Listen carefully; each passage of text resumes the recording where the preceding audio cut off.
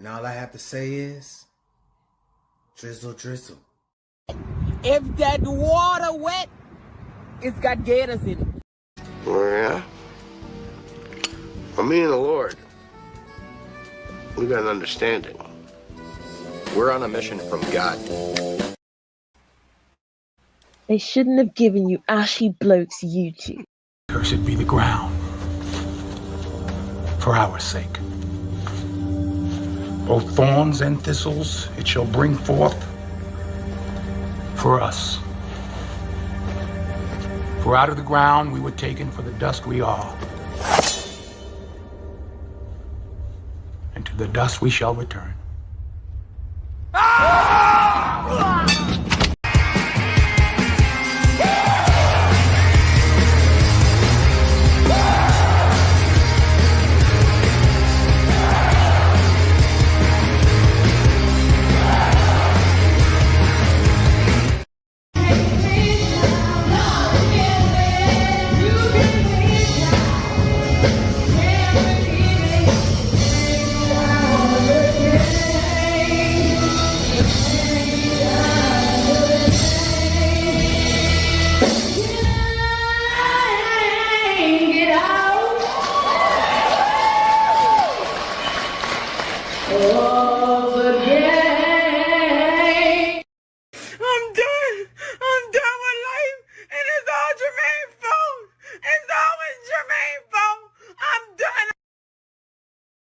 All right, good people. It's always Jermaine's fault. Okay, back in the building. Okay, punching the clock on a Thursday. Okay, for you good people.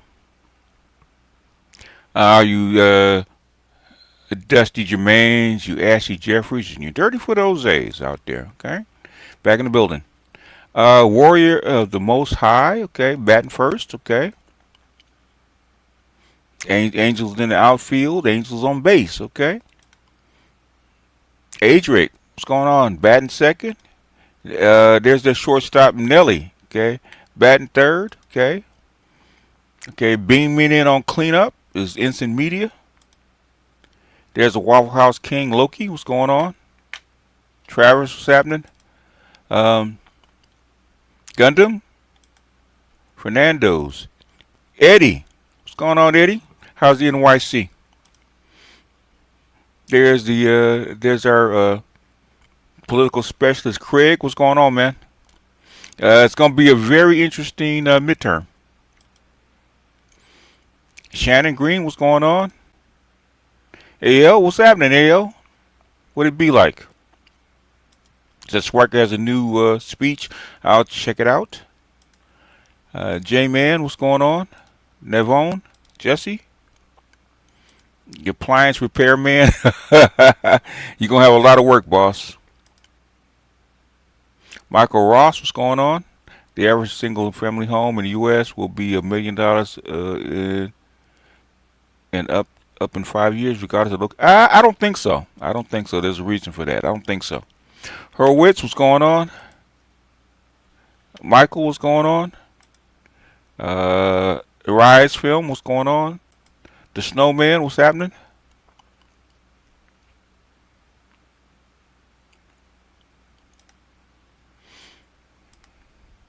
Willie R, what's going on? Jason, what's happening? Black Toxic, what's happening? Terry Golds, Keys, what's going on? Mr. Heat, what's up? What's going on, man? I'm in YouTube jail. That's what happened with the super chats, Mr. Heat. I'm in YouTube jail, okay? Um, so y'all got to put money on my books, okay? YouTube jail, man.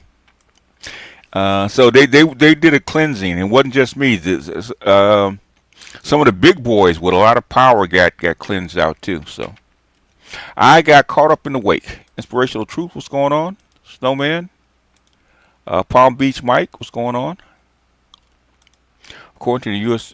Census Bureau, more African Americans leaving the USA than people immigrating in.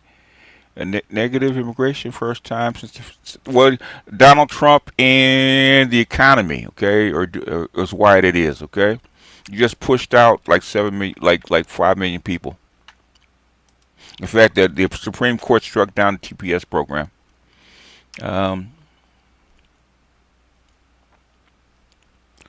Marcellus, what's going on?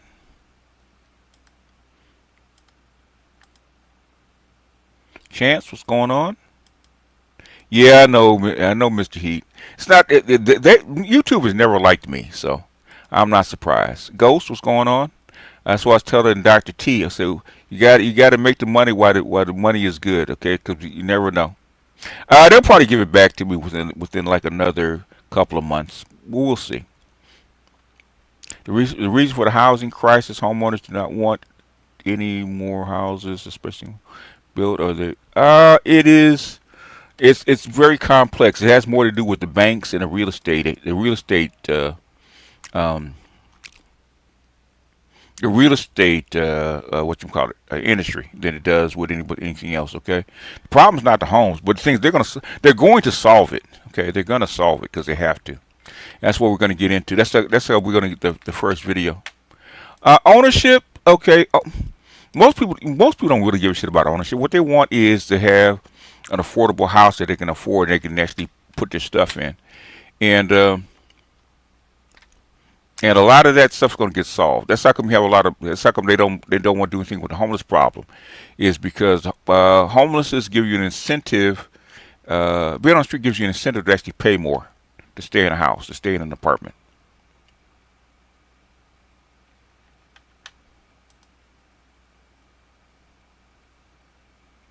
So let's go ahead and play the first clip, the first cut. Okay. Somebody wanted to know about the Congress passing the affordable housing bill, which is something that's been on the docket since 2023, and especially in the Senate, and Congress just passed it. You know, perfect timing right after the war goes south, and right before the midterms. Okay, they got to do something to get the mojo back.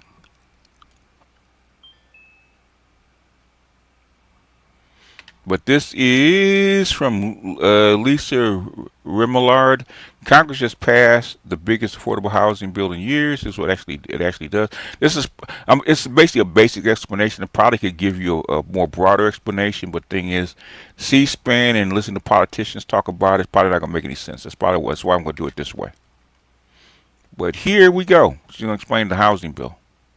Housing bill in years, just overwhelmingly passed in a bipartisan vote in the House and the Senate, and President Trump is expected to sign it into law. Just a short time ago, the House passed the 21st Century Road to Housing Act with a vote of 358 to 32, with 41 lawmakers not voting. The Senate passed this exact same bill last night with a vote of 85 to 5, with 10 senators not voting. Now, I actually told you this was coming and that this bill would likely pass in this video last week. And in case you missed that video, here's what this massive 380-page bill does. Of course, this is the bill that caps the number of single-family homes a large institutional investor can purchase. Exactly. Which I'm going to get into in a second. Exactly. You guys care about that part. Exactly. That's part of the bill. I remember saying this 5 years ago before Biden got into office. Okay, this was a major problem. Okay, how you gonna keep investors? Because I think investors own one in. I think it used to be 1 in 6. I think it's 1 in 5 homes. Okay, there's been a scheme for investors to actually buy up all these homes and rent them out instead of allowing you to purchase, thereby driving up the price. Okay, for the banks and for the real estate industry. Okay, and capping it is one of the problems, which the Senate wanted to take up in 2023. But there's another part of this bill that I haven't talked a lot about, and it's why supporters of it can call it an affordable housing bill. Of course, when it comes to housing, it's all about supply and demand. Yes. And as I've been reporting for years, we have a supply problem in this country that's causing home prices to skyrocket and making things unaffordable for most buyers. Some estimates say that we are short about 4 million homes. I don't think so. Congress is trying to tackle that supply. It used to be when you had all those immigrants in. Once you pushed all those immigrants out, guess what happened? It started to fall. Issue in this bill by cutting red tape when it comes to new construction, speeding up permitting to build new homes, promoting the building of more duplexes and triplexes and more manufactured homes, which are usually cheaper and faster to build, and reforming federal rules when it comes to rural housing developments, and creating new grant programs. And speaking of those grants, there's a new annual $200 million grant program for local governments that demonstrate that they are actually increasing their local housing supply. There's another grant program that helps local governments convert empty office buildings and vacant commercial buildings and underutilized industrial spaces into housing. And it also authorizes a new pilot program that gives grants. In other words, they need to solve this problem real quick. Otherwise, they're going to have a whole lot of unhappy voters and unhappy young people on the street.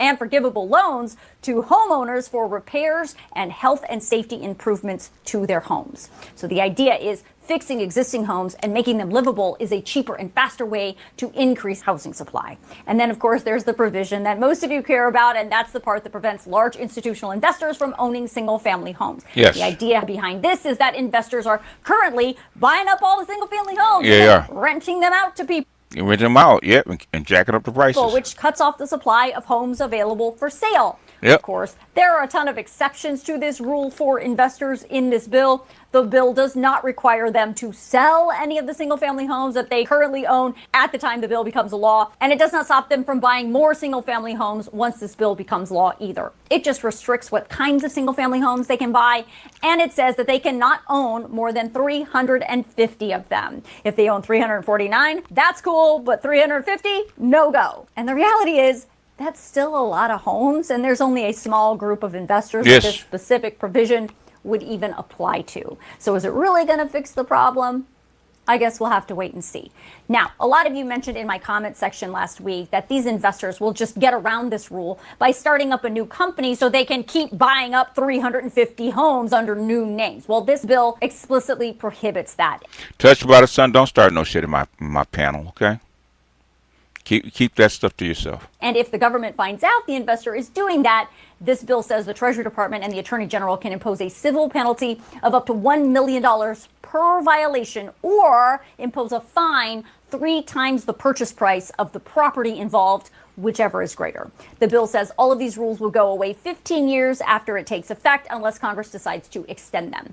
Now, President Trump is expected to sign this bill into law tomorrow at a signing ceremony at the Capitol. And if you want to see how your House member or your senator voted on this bill, I'm going to email out the vote totals to you tonight in my Facts HQ email, which of course is free. So make sure you sign yourself up. That's pretty much a short. Somebody actually wanted to hear what it was and what it was about. Like I said, this bill has been in the works since 2022 or 2023. Okay, and Biden ignored it and Trump ignored it. Okay, but now they have to have it. Remember, I was telling you, if Trump actually wanted to solve inflation, there's the two biggest factors were what housing and healthcare. Solve those two things, inflation will go down. Touched by the sun? Okay. I guess you need. Touched by the sun. I guess you need to be.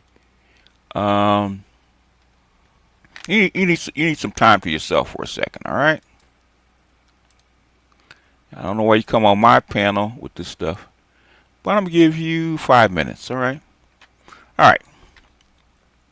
I'm serious. You got. I don't know what's wrong with you people. Okay. I said knock it off. Okay. Anyway. All right. Baby boomers passed the housing. As baby boomers passed the housing problem. Okay. There's a whole bunch of things that are going on. Okay. It should. Okay. With the money you just spent. In the last 3 months, you could have solved the housing problem, okay? With the money you just spent in the Iran war over the past 3 months, you could have solved the entire housing problem. If that's what you wanted to do, okay? The thing is, they don't want to do that. It's because the banks are involved and the real estate industry is involved, okay? And then you have the brokers involved, okay? That in other words, you're going to drive down the price of housing. Nobody wants to do that. Okay. So it had nothing. Okay, the thing is, you have to understand what the problem is, and that's why I'm here. You guys don't understand what the fucking problem is. Okay. Everybody talks about it and get it wrong. Has nothing to do with the baby boomers. Has nothing to do with it. Has everything to do with the banks. Has everything to do with the real estate industry and supply and demand. Okay. Now, this is something. Now, if you get rid of the homeless, that's the reason they want homeless people. Okay. Get rid of if you can solve the homeless. Okay, this is something that they're. This is something that they're doing for.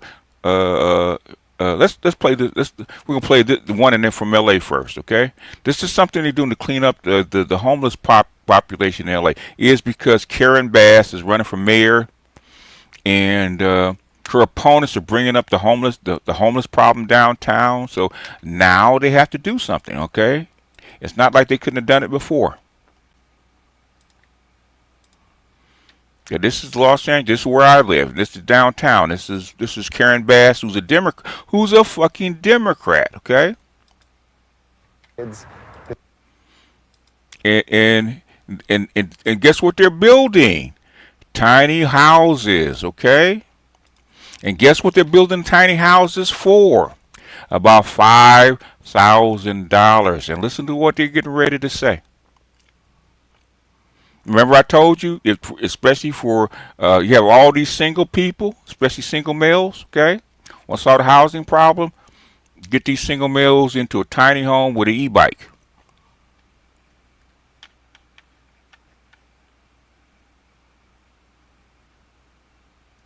Boomers ain't got shit to do with this, man. The thing is, millennials are damn near 50 years old, man. You guys turned 18. What? You guys start turning 18 in what? In the fucking 90s, okay? In 97, 98, start turning 18. So y'all had what? 20, damn near 30 years, okay? To do something. What have y'all done in 30 years? Why y'all blaming the boomers about shit y'all could have solved, okay? The city's best hope for change. Vibrant tiny home villages have been popping up in neighborhoods around the city, offering shelter, security, and pathways to more permanent housing for those looking to get back on their feet. ABC's Will Carr reports. We have some stuff. Come on. It's been 2 months since Roya Shorts moved into her new apartment, and she says every day with a permanent roof over her head is a blessing. Beautiful, thank you. I'm so thankful, and God bless all of you. Tonight I'm gonna sleep very good. Thanks to you guys. Bed to sleep in, a kitchen table to eat on, a sofa to lay. In other words, does she look like a? Now she's a boomer, okay? She's an older boomer. Does she look like she's happy? On. Just a short time ago, these were all basic living essentials that were out of reach for Roya. Last year, she found herself struggling to make ends meet amid the pandemic and a sudden loss of household income. She and her adult son were forced to move out of their Southern California home. To survive, they started living in her car, and she didn't know where to turn. I thought, what are we gonna do? I was sitting and sleeping for a whole year. Homeless people living in this very hard. You have to look for bathroom, you have to look for the shower, you have to look for food. Yeah, it's hard. It's not easy. Roya eventually spoke with a social worker who told her about a new program offering homeless city dwellers a small, clean, air-conditioned space to stay temporarily. She says she didn't know what to expect when she pulled up with her son, but once Now Seattle has had the tiny home villages for like 7 or 8 years. Okay, they started building them 7 or 8 years ago. Any city could do this. Okay, any city can do this. Okay. she stepped out of the car, there was an unmistakable sense of community. They take care of you like their own family is safe. We have a roof on our head. We can lock the door. We have bathroom, shower. Roya is one of hundreds of formerly homeless Angelenos who have flocked to the city's tiny village housing projects. The program launched this spring with just a single collection of 40 colorful homes in North Hollywood. In other words, in just this spring, okay, they could have done this a decade ago. They didn't want to do it, okay? Hollywood. Since then, the program has expanded to neighborhoods throughout the city. All the costs that we pay to keep people barely alive on the street is much more than just housing them and ending that condition. This is un-American to have people on the streets, our veterans, our kids.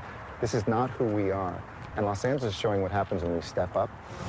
Each one of these homes is 64 square feet, and right now this is the largest tiny home community in the country. It's one of 6 here across Los Angeles, and they're planning to build more to try to combat the city's homeless crisis.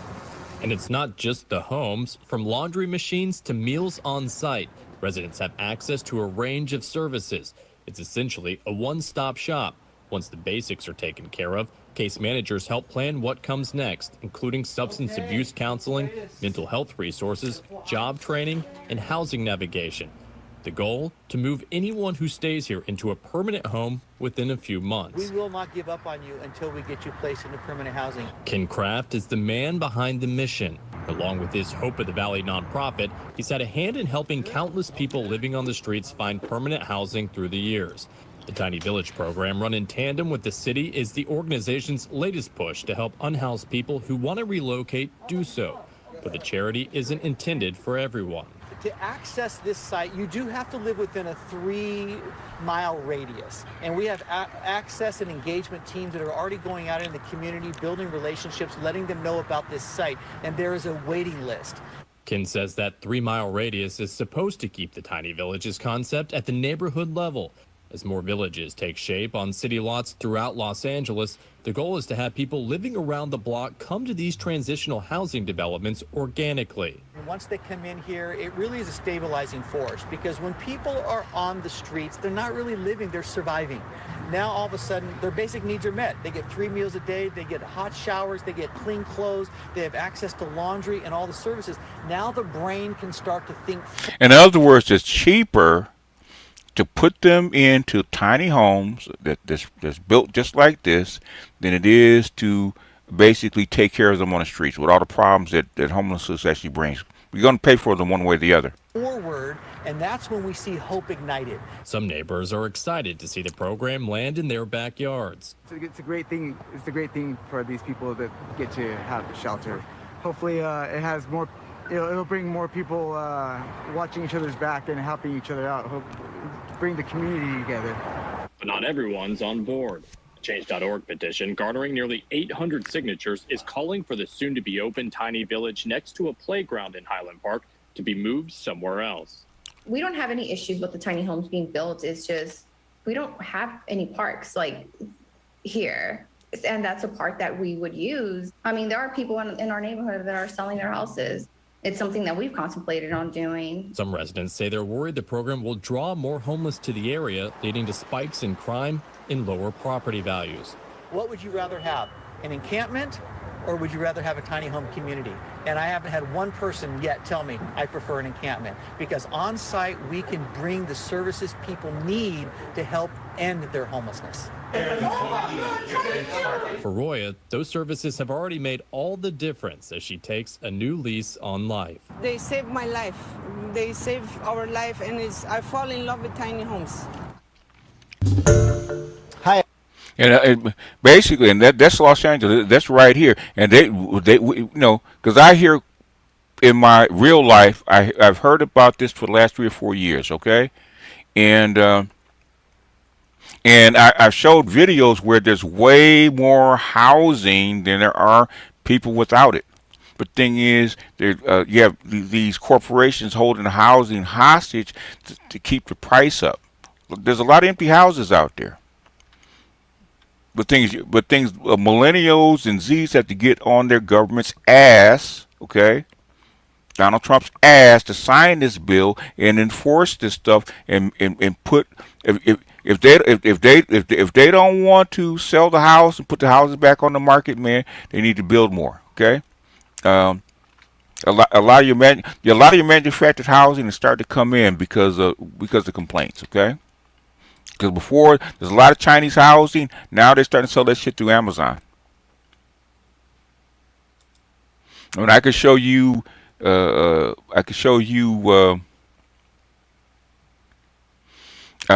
and tons of stuff that just in the last couple of years since we've been talking about it. Okay, let's see.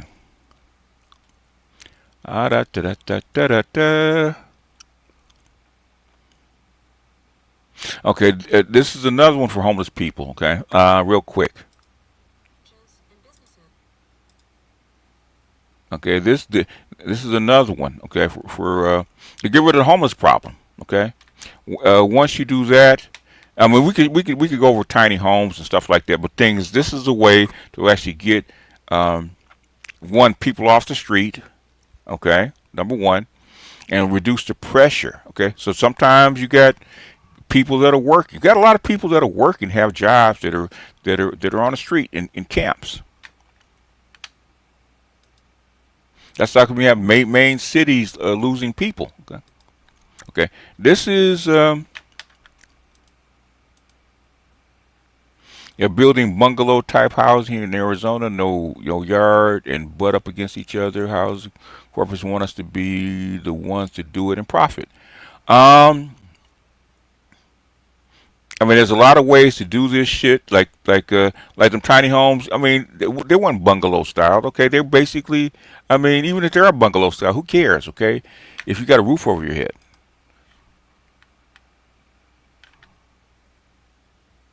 Got 5.7 million views on YouTube. But what happened next? When the city of Los Angeles showed up to confiscate the homes he built, is the part that made people across the country furious. To understand how we got here, you need to know the scale of what is happening on American streets right now. According to the federal government's own count from January 2025, exactly 745,000 people were either in shelters, in temporary housing, or sleeping outside with nothing over their heads at all. Nearly 150,000 of them were children. Those numbers dropped slightly from the all-time record set in 2024, but only slightly. California alone accounts for more than 161,000 of those people. And in Silicon Valley, home to Apple and Google, the number of people living full-time in cars, vans, and RVs has more than doubled since the pandemic.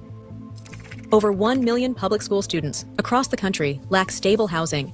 That is children going to class every day from shelters, cars, and the couches of relatives who barely have room themselves. You probably drive past someone in this situation more often than you realize. And while politicians have been debating billion-dollar programs and decade-long timelines, something different has been happening at the ground level. Ordinary Americans, people with no government budget and no fancy title, have been picking up hammers, buying plywood, and building tiny homes on wheels for their homeless neighbors. This is the story of how that movement started, where it has spread, and why a $500 house on wheels might be doing more good than programs that cost 1,000 times as much. The man in that viral video was Elvis Summers, a 38-year-old struggling musician living in South Los Angeles around 2015. Summers had been through stretches of homelessness himself in his 20s, so he understood what it felt like to have nowhere to go. The grandmother sleeping in the dirt was Irene McGee, but everyone in the neighborhood knew her as Smokey. She had been homeless for over 10 years. Everyone in the neighborhood liked her.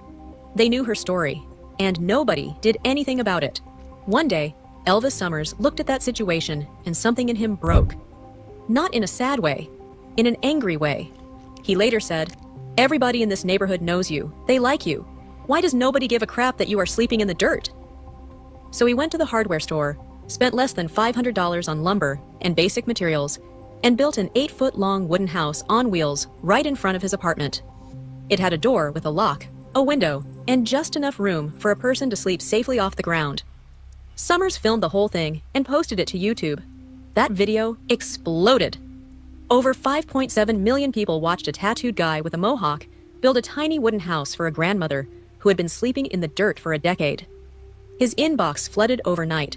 Carpenters, homeless advocates, retirees, even children as young as 6 years old reached out asking how they could help. He launched a GoFundMe campaign called Tiny House Huge Purpose and raised over $60,000 almost immediately. Over the following months, Summers built and gave away 37 tiny houses across Los Angeles. He refined the design along the way, adding solar panels on the roof, steel-reinforced doors, camping toilets, smoke detectors, and window alarms. The cost per home settled around $1,200.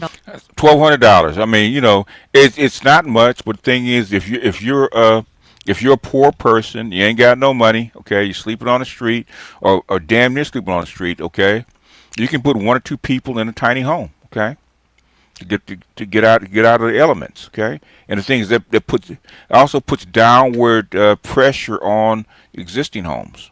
Each. The houses were painted in bright colors, sat on wheels so they could be moved legally, and gave people something a tent never could. A front door they could lock, a space that belonged to them. But the city of Los Angeles did not celebrate Elvis Summers. Instead, city sanitation workers showed up and confiscated 3 of his tiny homes right off the sidewalk. They tagged others for removal. A spokesperson for the mayor's office called the structures a safety hazard and said the people living inside them would be better off in official shelters. Keep in mind, this was the same city that had spent years trying to pass a nearly $2 billion plan to end homelessness. Yes. A plan that had largely stalled. Yes. The same city where tens of thousands of people still slept in tent cities along palm-lined boulevards every single night. Yes, and I live here, okay? I see it every night, okay? And they, like I said, it's more than that, okay? It's like about $3 or $4 billion, okay? And where does the money go? And their response to a man spending his own money to give those people a roof and a locked door was to send a truck to haul it all away. Yep. The public outrage was immediate. Protests followed. Eventually, the city returned the seized structures. Yes. And Elvis Summers kept building. By 2025, he had crafted hundreds of tiny homes through his organization, the Tiny House Project. His builds now range from simple $500 shelters to larger units costing between $7,000 and $15,000, with a kitchen, bedroom, bathroom, and working electricity. It's basically for 1 or 2 people, okay? Especially if you have elderly people, okay? That's all you need. And a little security to actually patrol the perimeter, make sure that shit don't happen, okay? That's all you need.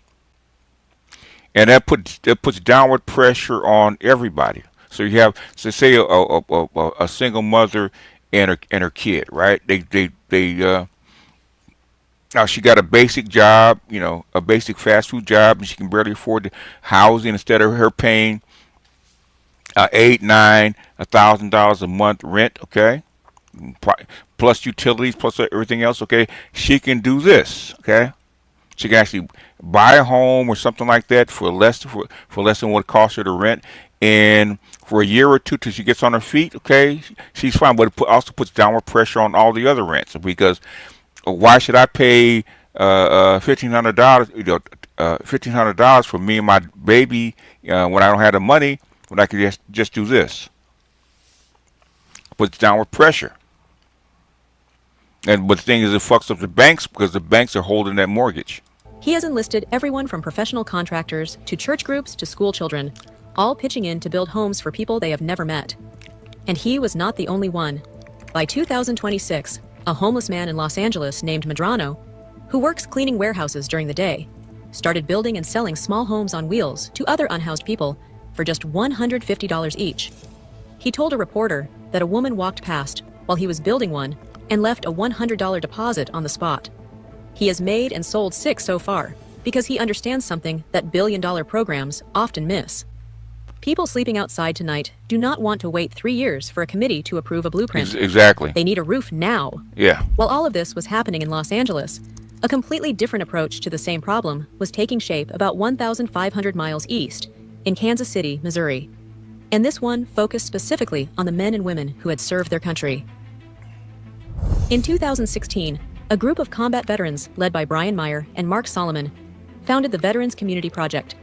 These were men who had fought overseas, come home, and watched their fellow veterans fall into homelessness and despair. The suicide rate among veterans was staggering.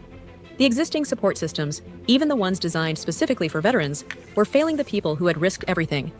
Nationally, only 25 to 40% of homeless veterans in transitional housing ever made it to permanent housing. The rest cycled back to the streets. Meyer, Solomon, and their team were done watching that happen. Yeah, okay. You might have been told that. Okay, the thing is, what worked for the greatest generation, what worked for silent generation, what worked for boomers, work for Xers, and not going to work for millennials. The environment is not the same. Okay, you have no control over what environment that you're born into. Okay, do black people have the same problems as people that were in slavery? No. Why? The environment changed. Okay, does a boomer? My mother, who's a sharecropper, okay, born in Jim Crow, had different problems than I did. And my daughter, who's a millennial, has a different problem than me. And my grandsons are going to have different problems than her. Because the environment is going to change. Try blaming a generation for the environment that they're born into, okay, can't be done. But thing is, do you guys pay 20% interest on a house or a car? Because when I was in my 20s, the interest peaked out at 23%. Okay, do you guys paying 23% on something, on a house, a car, whatever? No, you're not. The environment is different. They're trying to blame somebody on something that they cannot control. Okay, like the housing crash. Boomers had no control over that shit. Okay, the average boomer had no control over that shit. We got yanked just like everybody else. So I don't know what the hell y'all are on. The only reason you guys are on shit is because you don't want to get off your ass and do nothing. That's all. That's all this is. We were told. I don't give a fuck what you were told. Okay, we were told that you didn't need college. Okay, I was told as a kid you need college. Go out and find yourself a good job. You don't need to go to school. Okay. We found out you need to go to school because the environment and the workforce is changing. Okay, so guess what I told my kid? Okay, you need to go to school. Now that shit is changing. Okay, you can't control the environment.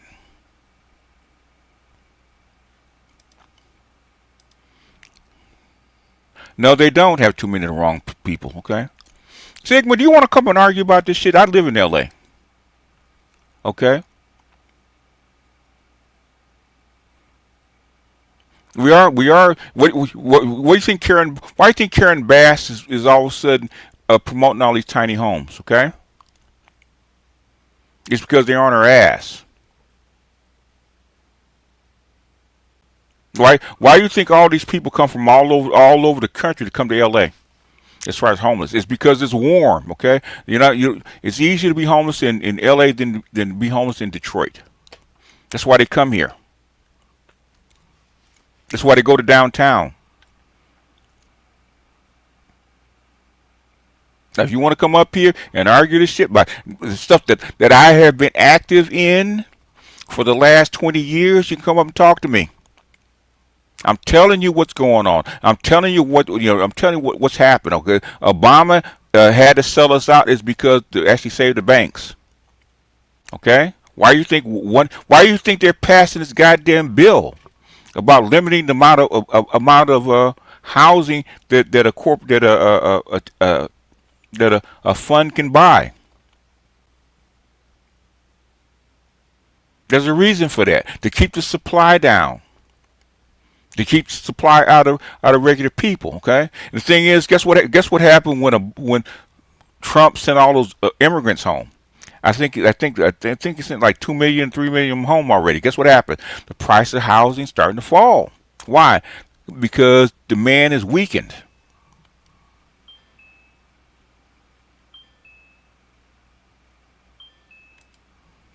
I was making $20 an hour with a nice condo, then moved into a 3-bedroom house just because with 2 cars paid for at 23 something. Definitely wrong with this economy. Okay, Easy. What the fuck do you think happened after 2007? What do you think happened? I mean, you were there. What do you think happened? Huh? What do you think happened? What did you go through between 2008 and 2012? What happened? Yeah, I mean, the thing is, and what frustrates me about you guys is y'all go through this shit.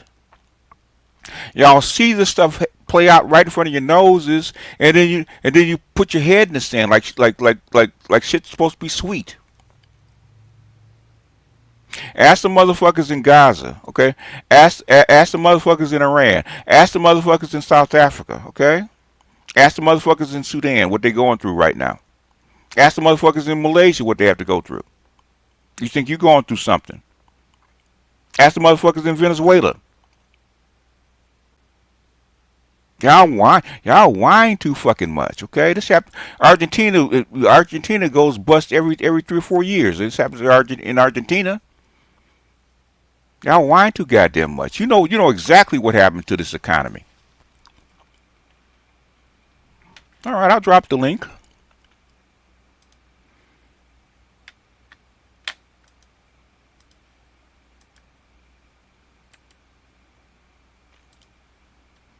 Yeah.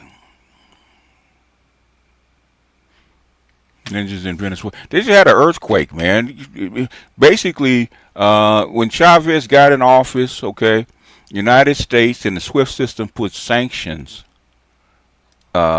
economic sanctions and blockades on Venezuela. That's what happened to them. It's not rocket science, okay?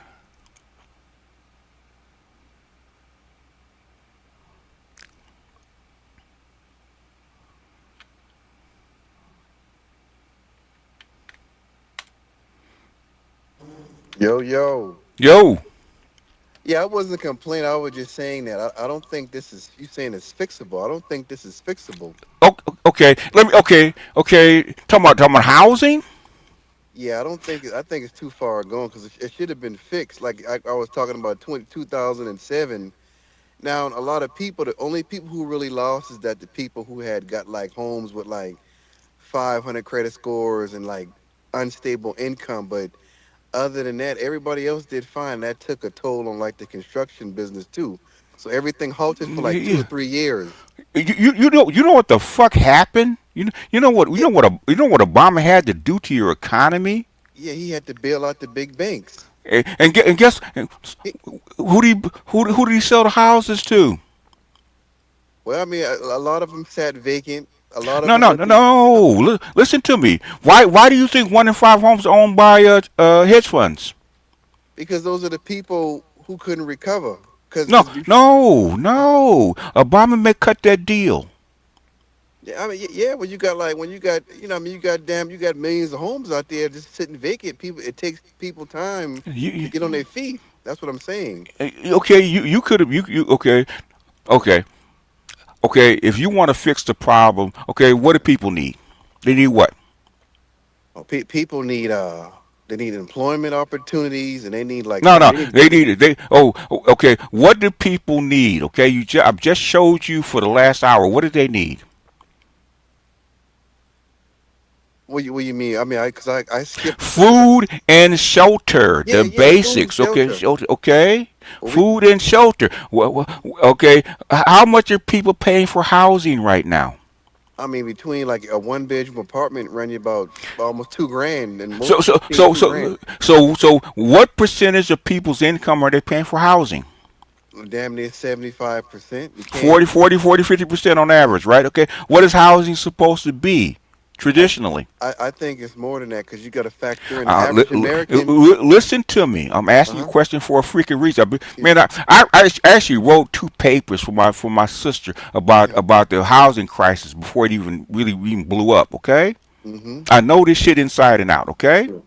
I the Chinese and the Asians said I want Obama in there is because they didn't trust the white people because the white people actually blew this up. Bill Clinton blew this shit up in '99 with the getting rid of the Glass-Steagall Act. Okay, Yeah. and Cynthia McKinney told us about this shit in '98. That's why they ran her out of office. Yeah. Okay, You they said go ahead.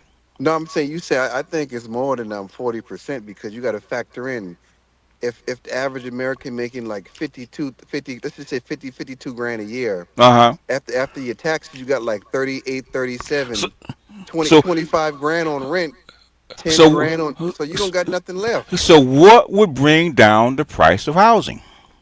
I mean, you got to they got to go back and cut a deal with these renters. No, they don't. No, they They got to don't. go No, to the no, they state don't. because No. Okay. like Okay. I said, Okay. back in Okay. 2007, I was paying 600 a month. Okay. Do you know anything about economics? What's the basic law of economics? Supply and demand. Okay. How do you reduce the price? The price of what? Anything. Oh, you just make more of that product. You Uh, just make the demand make the demand low. you know how you have a 50-inch or bigger flat screen TV? Yeah, I think like 50. I think I'm right at 50. Okay, you're I got 50. like a something like Okay, that. Yeah. and you play probably between depending on how fancy it is. I don't know how fancy your TV is. Probably between 3 and maybe at the max $800 for it. Yeah, from Best Buy. I think less than that though. I just You're less than that. Yeah, 300 bucks, Okay. 200 bucks. In '98, I saw the first flat screen TV. It was Okay. like 10 grand. Yeah. No, they Yeah. weren't. They were 50. No, it was like 10, No, 12. no, they were 50. I was looking at the motherfuckers.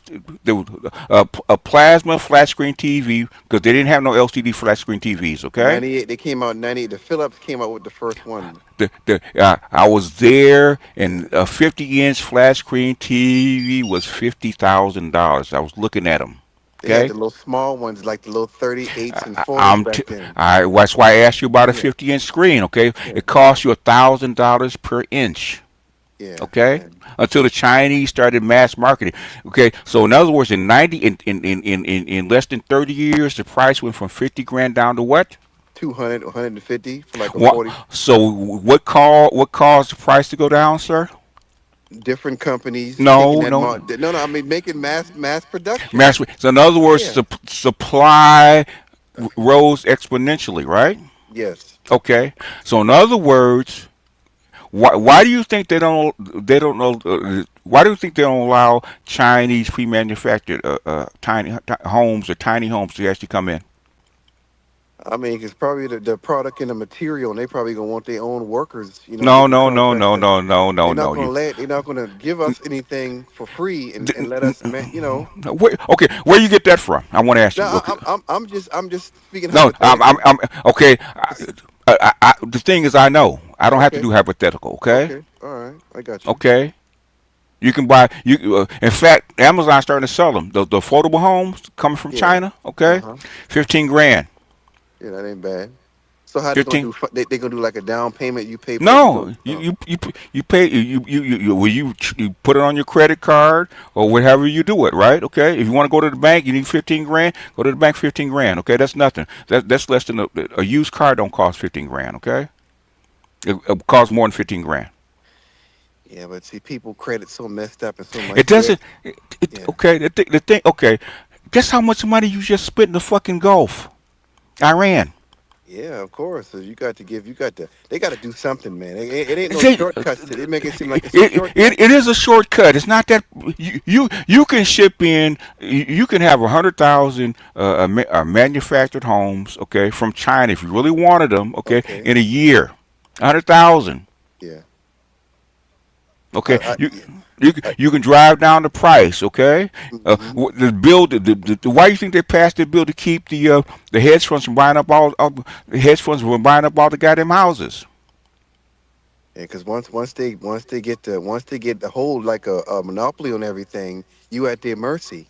Why you? Okay, I'll give you an example. Okay, and this is something that a homeless activist told me because I'm in L.A. Okay, I'm in Los Angeles. Okay. Yeah, yeah. Okay. Why get you have okay you have just in the city. When I talk about the whole county, it's just in the city. Okay. Uh-huh. Just in the city. You have 50,000 homeless. Okay. Okay. Guess how many empty units you have? I don't know about probably like one fourth of that, like a quarter. 98,000 empty units. Okay. Why do you have a homeless problem?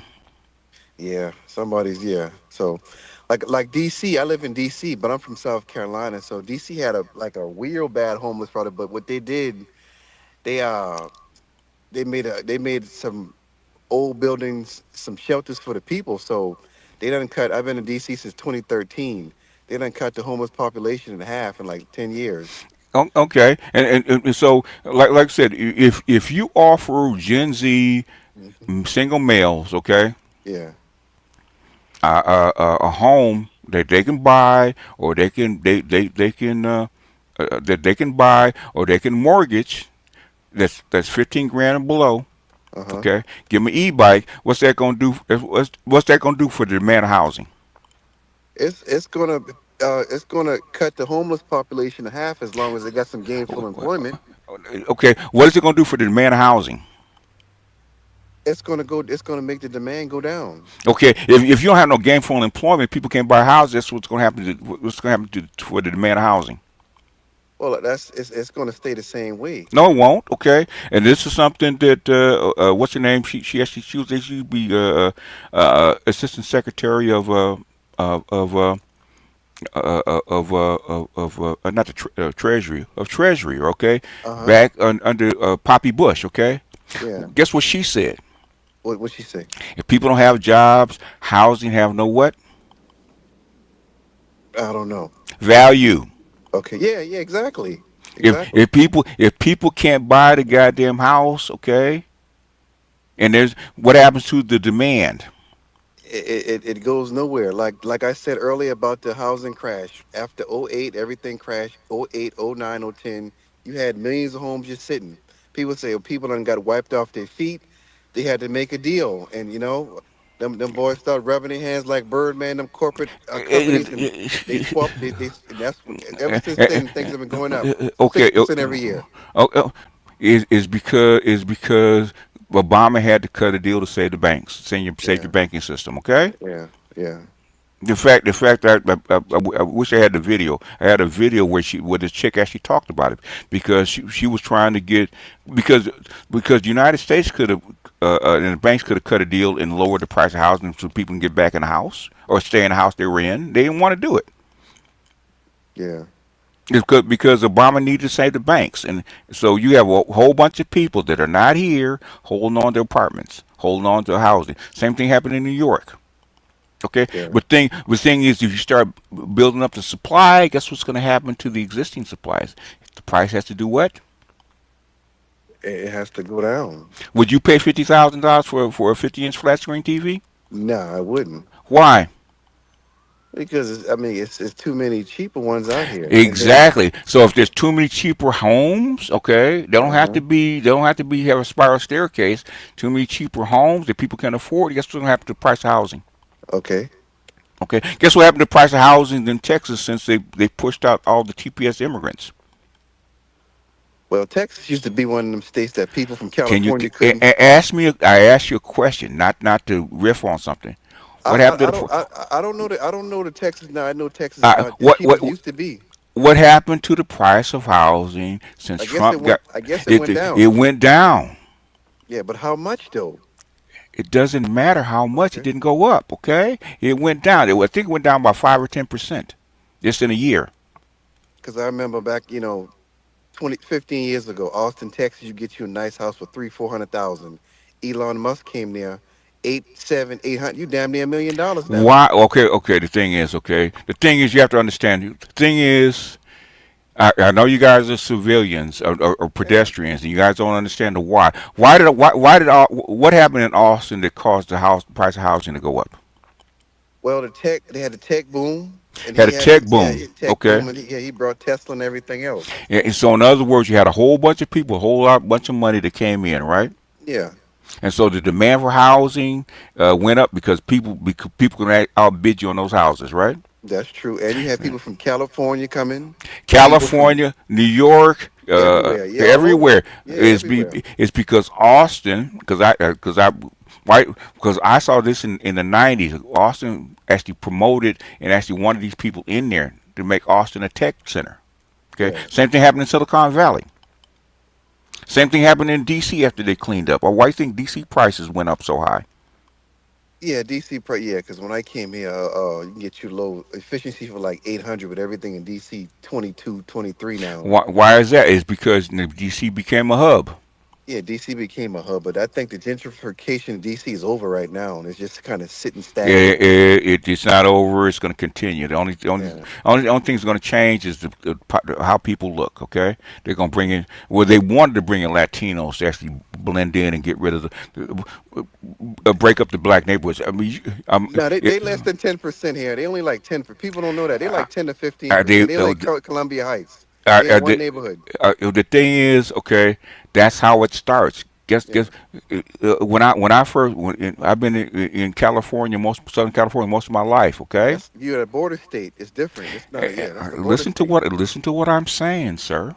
Uh-huh. Okay, unless you know what the fuck's going on in California. Okay, we had solidly black neighborhoods, solidly black areas. Okay, how they gentrify it? They brought in Latinos from over the border. And where They the let them black in. people went? Where did the black people go? They went out to Palmdale, Lancaster. They They, said, it, right? it, it, Palmdale, Lancaster, and Vegas, also in Vegas. Vegas. Why? Yeah, Because they drove up the prices. Okay. yeah. Okay. Guess what happened? Guess what was happening to Chicago? Same shit. Okay. Why do you think they brought in Latinos? Because why? Because it's easier for Latinos to actually mix in with black people. That's Yeah. that's how that's how you gentrify and um actually integrate the neighborhood. Yeah, they just did a big thing today with the immigration. I think they're gonna end birthright citizenship, though. I think they Now, are. if you can get it past the Supreme Court, you Yeah, can. But that's yeah, that's yeah. not that's I think that's the next big one. That's gonna be over. well, the thing is, Supreme Court may or may not do it. We don't know because a lot of things we Yeah, thought they would do, they didn't. yeah. I think they're gonna win at 5-4. We'll see. Yeah, I Okay, think so. I think we'll see. next month is the actual decision because it came out April and the eight Haitians and the Syrians today, so they up in arms now. But yeah, Well, we'll see. We'll see. We don't know. Okay, we're one of the few countries that actually do recognize birthright citizenship. And a lot of that too got a lot of people because people of all races, well, black and white, they moving in and they taking homes and they live together 5 and 6 to a house, so that'll curve a little bit. Okay, So the thing is, the problem is solvable. Okay, yeah, the thing is that if you bring down the price of houses, you bring down the price of that mortgage value of that mortgage, that hits the banks. Okay, the banks don't want the price of housing to go down because it hits their balance sheet. Just like you just saw this with commercial real estate. Why do you think it stayed so high for so long? commercial real estate. Yes. Uh, Come on, man. It's not that hard. I think I think you can do without unless you like a big No, conglomerate. why? Why did Conglomerates who it? make like Costco and Walmart, they going, Sam stuff. They make money hand over fist, but Why did commercial real estate stay so high for so long? And I, and, gue- I and, guess and it because and, they didn't and want it was to. empty. Okay. I guess they didn't want the corporations to take over that too. Because No, no, why? come What you on. think? All right. Okay. Okay. Who holds the mortgage on these things? The bank. The banks, okay? Uh-huh. It's on the bank's balance sheet as a positive, okay? Uh-huh. What happens when the value of that mortgage or that paper goes down? What's going to happen to the bank's balance sheet? It's gonna go. The balance sheet gonna get messed up. It's going to get messed up. And that's simple. Why do you think SVB, Silicon Valley Bank, went belly up? I never heard about that one. It was the fourth biggest banking collapse that was under Biden. Okay. Yeah, I never heard that What- story. Which what I did, which is why I keep up with this shit. Okay. Yeah, you in the West Coast, but was that like It was a national thing. It wasn't one just like like if a big bank goes bust in East Coast. We're going to hear about it. Okay, it's going to ripple. Everybody's going to hear about that. but the banking system before like because they had BB&T and SunTrust. They had BB&T and SunTrust. They came together to form Truist Bank. So Bank of America. It used to be Wachovia, Transit Wells Fargo. You need to go back and do some research, man. Okay, you guessing? Okay, you're guessing. Which I love pedestrians, but you guys guess too much, man. And the thing is, you're arguing about something you have no clue about what's going on, man. Why you? I called this bill which is a Republican bill, believe it or not, back in 2023. Okay. The beautiful one, the big beautiful bill. What No, you talking about? no, the bill that Oh, just passed, for housing. affordable housing that just passed. Okay, that's a Republican bill Okay. since 2023. Okay, not a Democratic bill, Republican bill. How come it didn't get passed in Biden's administration? I don't know why it didn't get that. It's called because because the banks are donors for what? Congressmen. And guess who the biggest donor to Biden is? What bank? Bankers, okay? Yeah. Okay? So I'm trying to explain this to you. I've been trying to say this for a while. What did the chick say? The first chick I played, you have a supply and demand problem, right? Okay? Uh-huh. Just like your flat screen TV, put up enough supply out there, guess what's going to happen to the price? Go down. It's going to go down. Just like commercial real estate. We're oversupply. Guess what happened? Okay, you had $100 billion office buildings. Okay, towers. Okay, selling for $2 billion. Why did that happen? Oversupply. It's a basic problem of things. Guess who has to eat that contract? Okay, it's gonna be the banks. Okay, that's what they try to do is protect the banks. That's come they want to raise interest rates. Okay, otherwise you have interest rates just like when I was a kid, when I was young, right, at 20%. Yeah, I think it's sitting at like 6.25, 6.5 now. It depends. It depends, but the prime rate is about what? Is like 4.5, almost 5. Okay, about 4.5. Okay, I don't even want to go through the simple equation about how banks make money off the prime rate and all that kind of crap because it's too much of a headache. Okay, but the thing is, um, I know you guys come here to you're like you're like how working you're like tourists, okay? You want to know a little bit here, a little bit there, okay? But the thing is, you want to understand this stuff. You actually want to argue this stuff. You got to study this stuff, man. I studied this stuff. I studied this stuff back in the '90s, okay? I saw this come. I saw this coming before they actually passed the Glass-Steagall Act. Everybody knew this shit was coming, okay? And you damn near had a whole banking meltdown, a whole financial collapse. That's why Obama won the Nobel Peace Prize, okay? Because he prevented a whole financial meltdown globally. Yeah, they teach you that in economics. The economy dips every 8 years. It goes down, goes back up. You have different economic cycles: housing, stocks, bonds. You have different. There's like 7 or 8 year cycles. Okay. Yeah. Okay.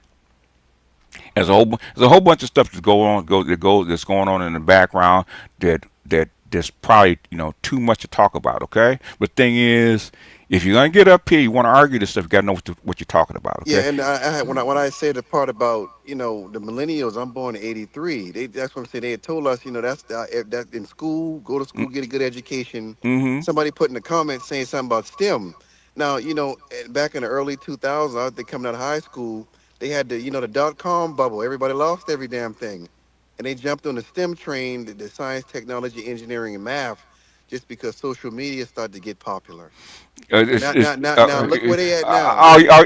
Your STEM guys are still working for the most part. I mean, but they doing hellified slashes, Facebook, X. I mean, all of the companies are slashing heavily. They cutting 40% of the staff. The staff doesn't mean that the people they cut were in STEM. Yes, I mean that's one of the prerequisites No, to getting a job not really. in Silicon Valley. Finance. There's business. Yeah, computer science. Finance. Okay. Yahoo. Okay. Yahoo and all these people need finance people. They need people to sell. They need people to administrate. They need people in HR. A whole bunch of people.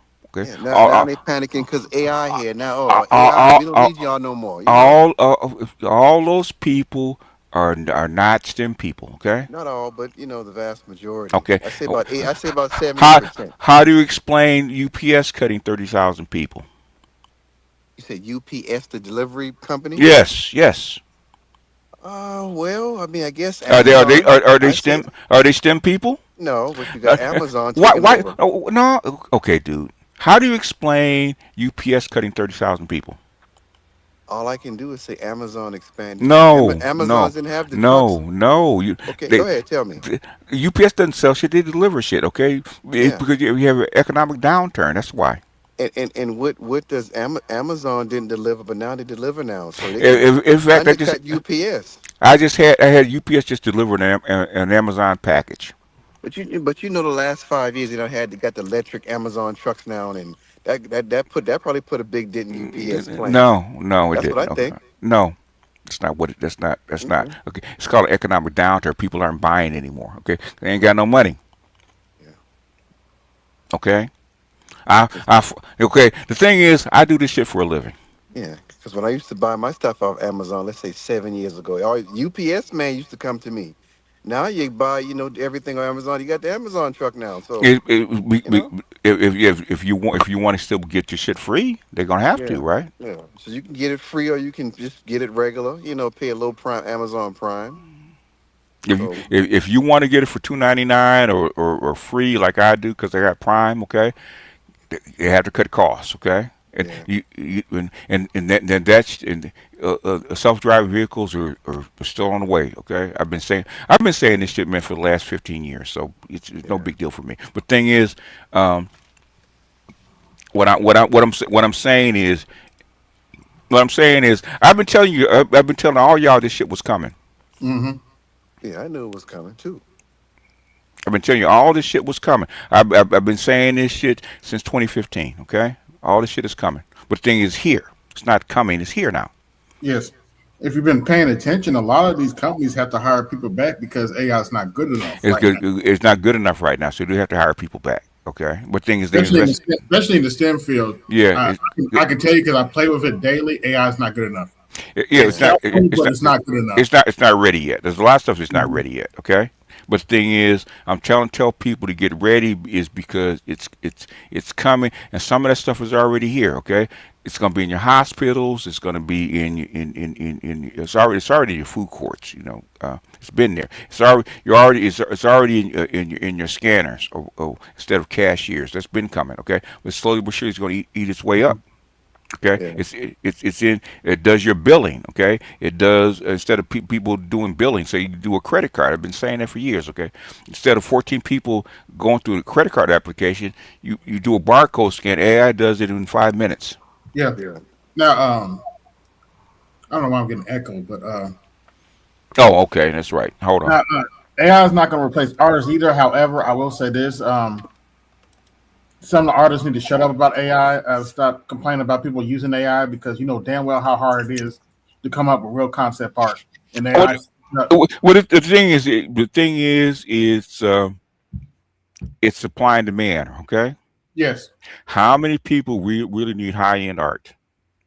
yes, Especially commercially, right? Okay, it if AI can get you 80% of the way there, it's good for a thumbnail, it's good for a T-shirt, it's good for something like that, right? yeah. You don't need And much the more. smart Okay, artists use this create the concept off the AI, which speeds the process up. Actually, yeah. But once as AI gets smarter, but that's for a small percentage of people. yes. They'll pay an artist actually, actually do a mock-up. But the thing is, why I'm showing you the tiny houses. Right. Right. I've been talking about this for the last 2 years. Okay, how to get the price of housing down? And Trump that was one of Trump's main tenets. Okay, when he first got into office. Okay, to bring down the price of housing, bring down the price of healthcare.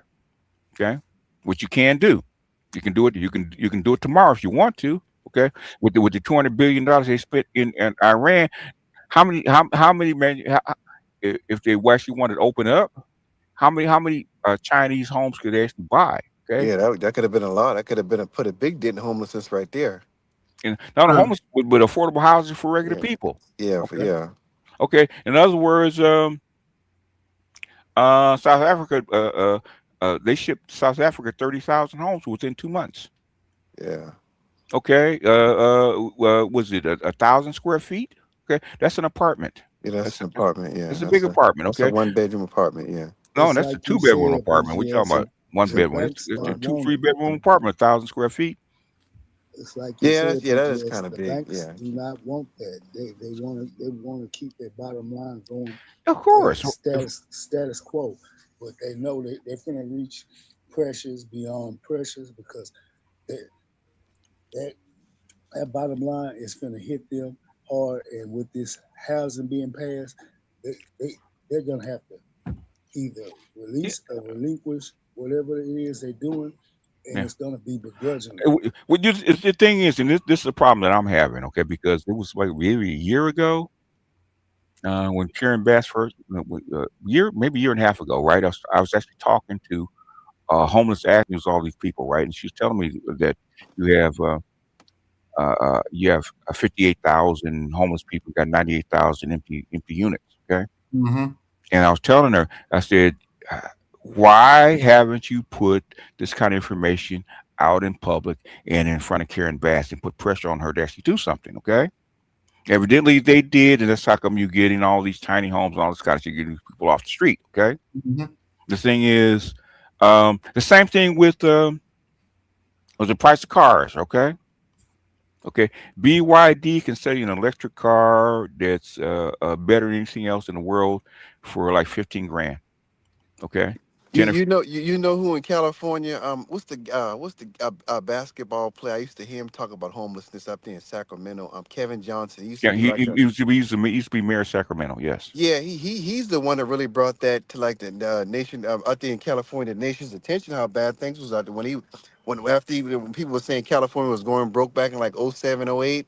He Hmm. was the first one I seen bring the homelessness California homelessness to like the United States everybody's attention. Okay, nationally. Okay, like I Yeah, said, we've been knowing nationally. about it Yeah, because downtown is like 5 miles from me, so I yeah, see this all the time. And basically, I walk. Every time I go to the Home Depot, I see a homeless encampment. Okay, so I see this Mm. all the time. Okay, and the thing is, I know they can do stuff. I know there's uh, um, solutions, but the thing is, okay, there's no political will. That's why. yeah. That's why I look at millennials and shake my head. Y'all ain't doing shit. Y'all could change it if you wanted to. Y'all ain't doing shit. And when you give people information, that just like that chick, she walked away. Nobody wants that smoke. Yeah. And y'all got the Olympics coming too. They don't want it to look bad. They don't want no Oh, we had publicity. homeless. They can clear out the homeless in No. for 3 weeks and bring them back. They've done it before. Here in '84, they did the exact same shit. They didn't get rid of them. They just moved them. And then It and wasn't when the that Olympics, bad in '84, right? Was it? Was it that bad in '84? shit, It was bad like that. I yes, mean, it was okay. worse. Okay. Mhm. Okay. It's worse. Okay, they moved them they gave them temporary housing. LA's you got to remember LA's huge. Okay, Yeah. gave them temporary housing for about a month, and then a month or 2 months, and then after the Olympics left, they brought them all back. They didn't solve the problem. Okay, they just moved them. Got to remember how LA County is huge. Yeah. In fact, the Olympics when the Olympics happened, unless you went down there, you didn't know what was actually going on. That's how big LA is. You never know it was going on unless you actually go in that area. Mm. That's how big it is. Okay. So who's going to fund this tiny? You said the banks are going. Who's going? Are they going to? Who's going to fund this again? The state just Oh, gave Karen okay. Bass $3 billion to get rid of the homeless. Okay. Okay. That's why I showed you that one first. Okay. They have a $2 billion fund to get rid of homeless people. Okay. Mhm. But people still in the goddamn money. Yeah.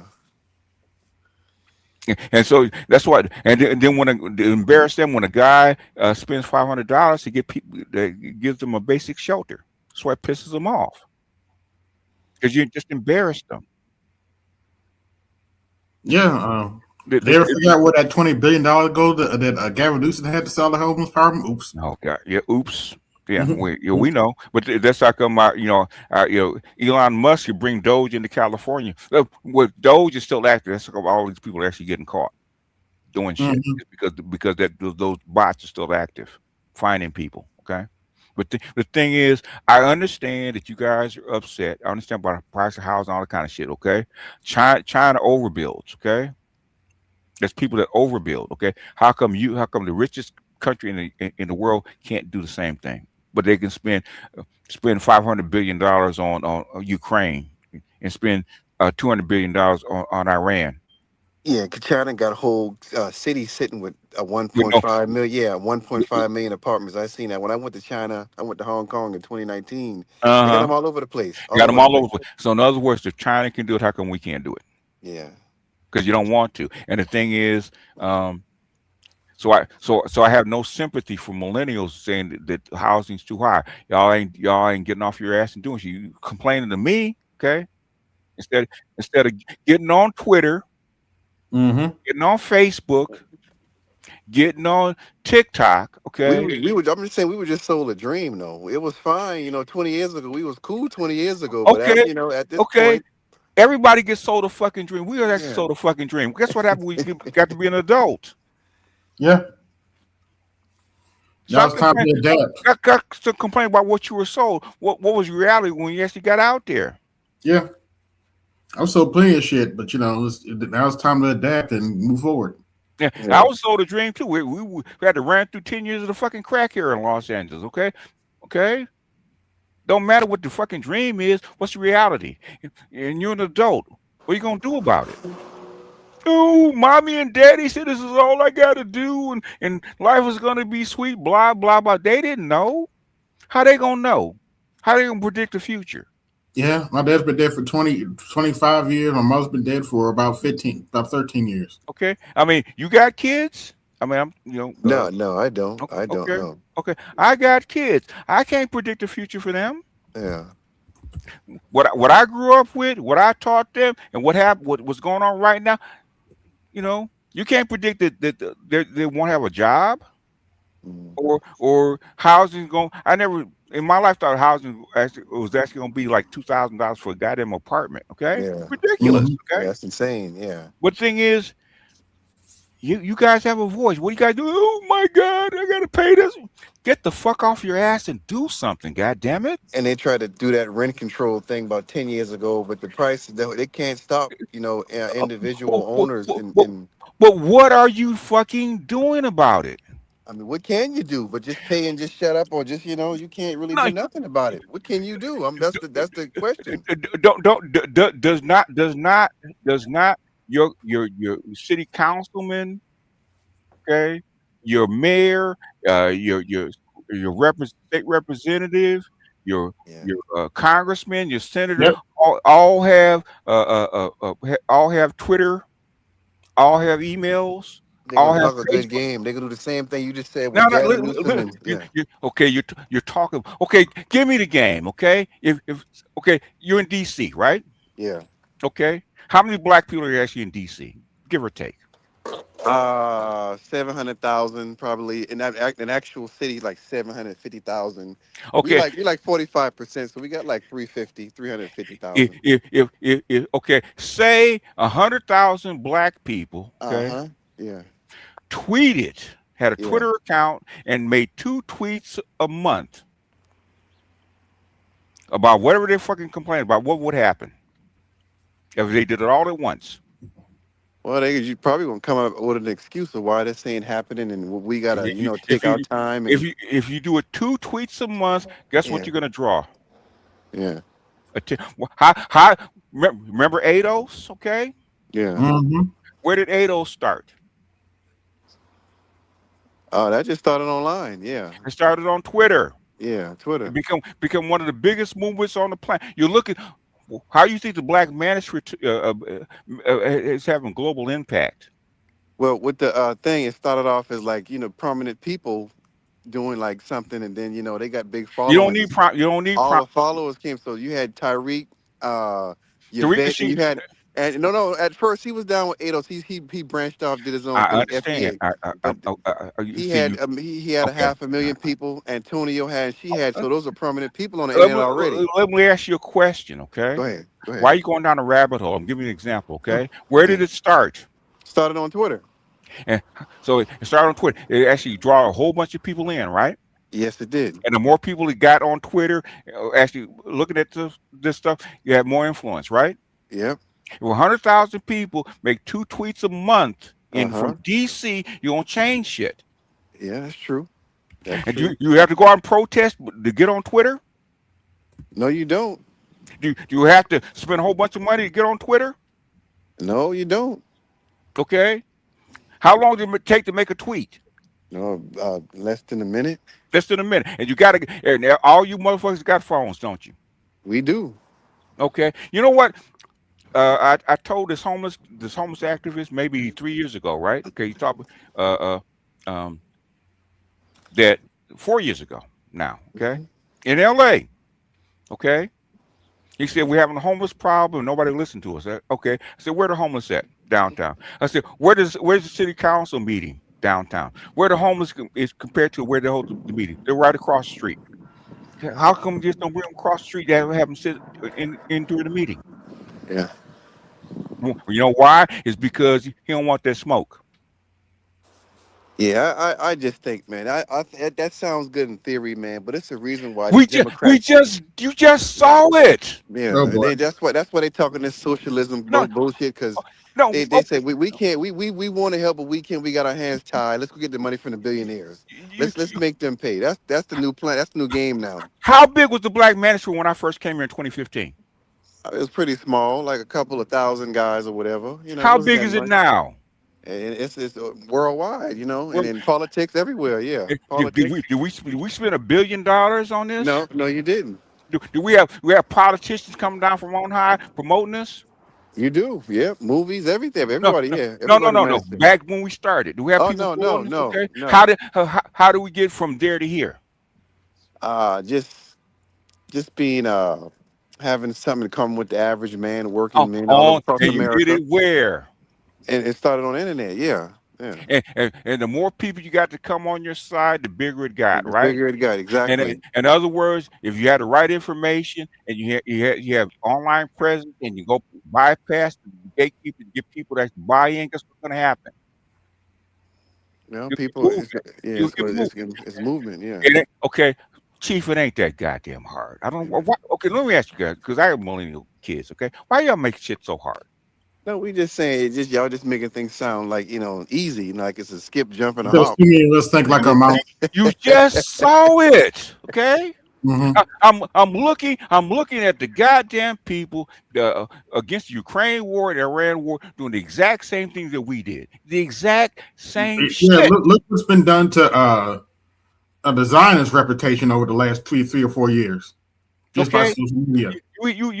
How do you think Occupy Wall Street got started? That was a bunch of like disgruntled trust fund reject babies. No, it That's all. wasn't. That's all No, it that wasn't. mostly. No, it wasn't. Yeah, Oh boy.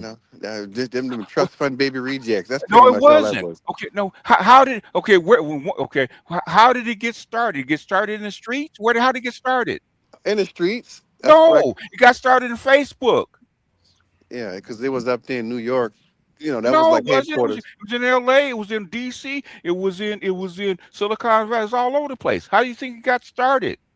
Yeah, because the headquarters was New York. That was the end goal. That was we were going to You know end what up I in. hear? I hear this shit all the goddamn time. Okay, it's too hard. It's not as easy as you think it is. Blah blah blah blah blah blah blah. And you see this shit happen right in front of your goddamn face. Y'all want, but that's my excuse for not doing nothing. Okay. I don't. It's too hard. Oh my God! It's too sweet. You make it sound too sweet. It's too hard. And complain about your jobs. Complain about your housing. Complain about everything. Okay. Complain about all this shit. But you can't get online and make a couple of tweets. You can't get your friends. Okay. Everybody knows at least 6 people. You can't get your 6 people that you know to actually spread the word and make a tweet. Why is that? How hard is that? I mean, people seen it all over America. That's why they, like you said, they forcing people to do something. How hard is that? I mean, it's actually being done right now. That's why, that's like the number one thing people talking about: how price of food, price of housing. That's all people care So about. are people getting behind coming up with a strategy and getting behind it? Well, all they doing now is just putting the blame on these politicians All and you do, the all you billionaires. That's all they doing right now. all you doing is bitching and whining. Okay, that's not doing anything. Any ghetto chick can do the same shit. Okay, bitch and whine. What are you doing? What policy do you have? What policy you actually want to change? Okay, and who you're actually directing this shit to? Are you tweeting them the politicians and billionaires? No, oh, well, I'm online complaining about my housing be too high and I'm gonna be homeless. Blah blah blah. Motherfucker, get online. They all have addresses. Tweet them. If they get 100,000 tweets, they're gonna do something. Yep.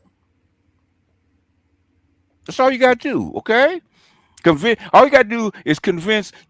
I came up with a plan like 6 years ago. Okay, like 4 years ago, right? Okay.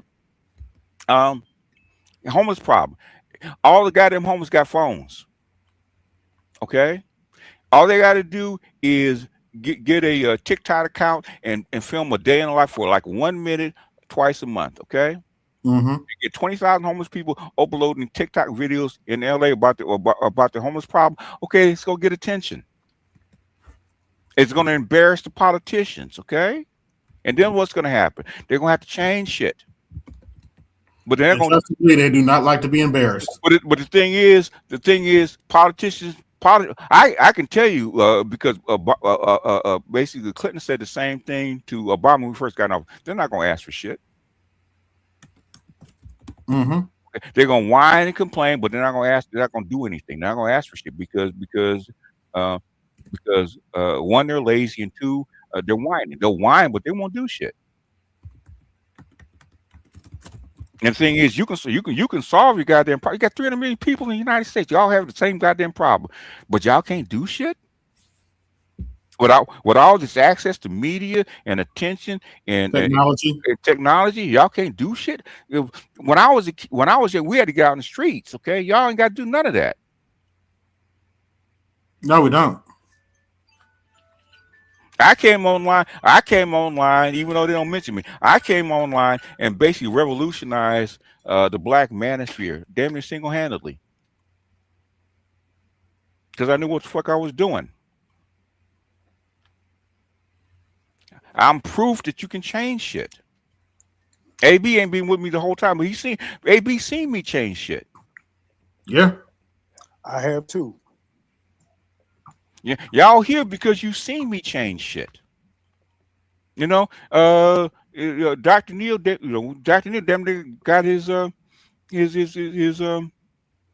job taken. It's because he actually promoted the Ice Cube effect and black male political independence, which is now a nationwide thing, right? Where'd it come from? Came from right here. Passport Bros came from right here. Yep, High Value Men came from right here. Came from right, changed the whole world. They weren't talking about High Value Men before Kevin. No, they weren't. Basically, and I was telling a certain person that nobody wanted Kevin when he first came through. No. They in fact, I was here.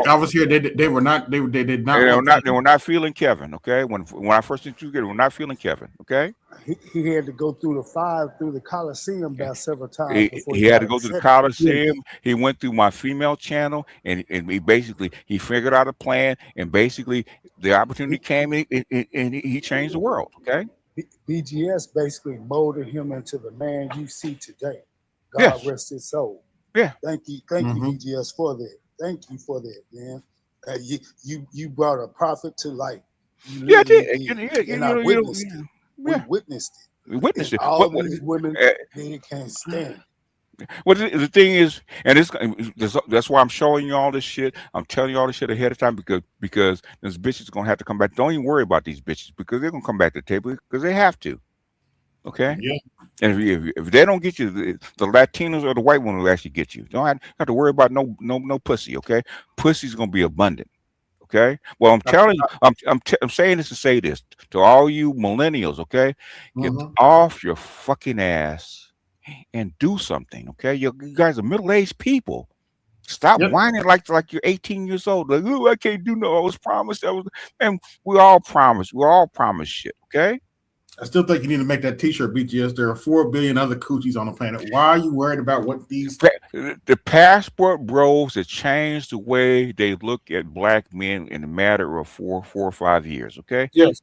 They changed the way they changed the way the whole world looks at black men in 4 or 5 years because of technology. Okay. That's true. I'll give him that one. Yeah. Okay. So in other words, if King Sigma, who actually invented the hashtag, okay, in 2021, in 5 years can change the way the whole globe looks at black men. Guess what you can do? And say if you get 100,000 other people actually join in, guess what you can do? Okay, if you find the right soil and plant 100,000 seeds, you can change the whole landscape. Yep. And stop feeling fucking sorry for your goddamn selves, man. Shit, the boomers had to go through to actually change their rights from sharecropping. Okay, some people had to get beaten and disappeared to go through that shit. Yeah. Okay. Well, BGS, what I'll tell you about AI, now every professional saying it. If you don't understand the context of what you're programming, AI is not going to help you. And the thing is, I had to tell my daughter this. And I'm not saying this to be funny. I'm saying it because I've studied it. I've studied this stuff literally. And AI is not going to help you if you don't know what you're doing. If you're a student, man, put the fucking AI down. Put it away. Okay. Yes. Don't even fuck with it. It's because guess what's going to happen to you? Okay. When you got into the workforce, you're not going to understand how to think. Okay. There's a big problem with GitHub right now because people are vibe coding, making pull requests with AI. They can't tell you how they made it. Yeah. Yeah, Because I always you thought can it's like install an open source right now. it's like chat GBT. I always thought AI and chat those gonna be trends and they're gonna die off in a couple years. Oh No, no, no, oh no, no, oh no, oh no, no, no, no. oh It's no. It's too useful.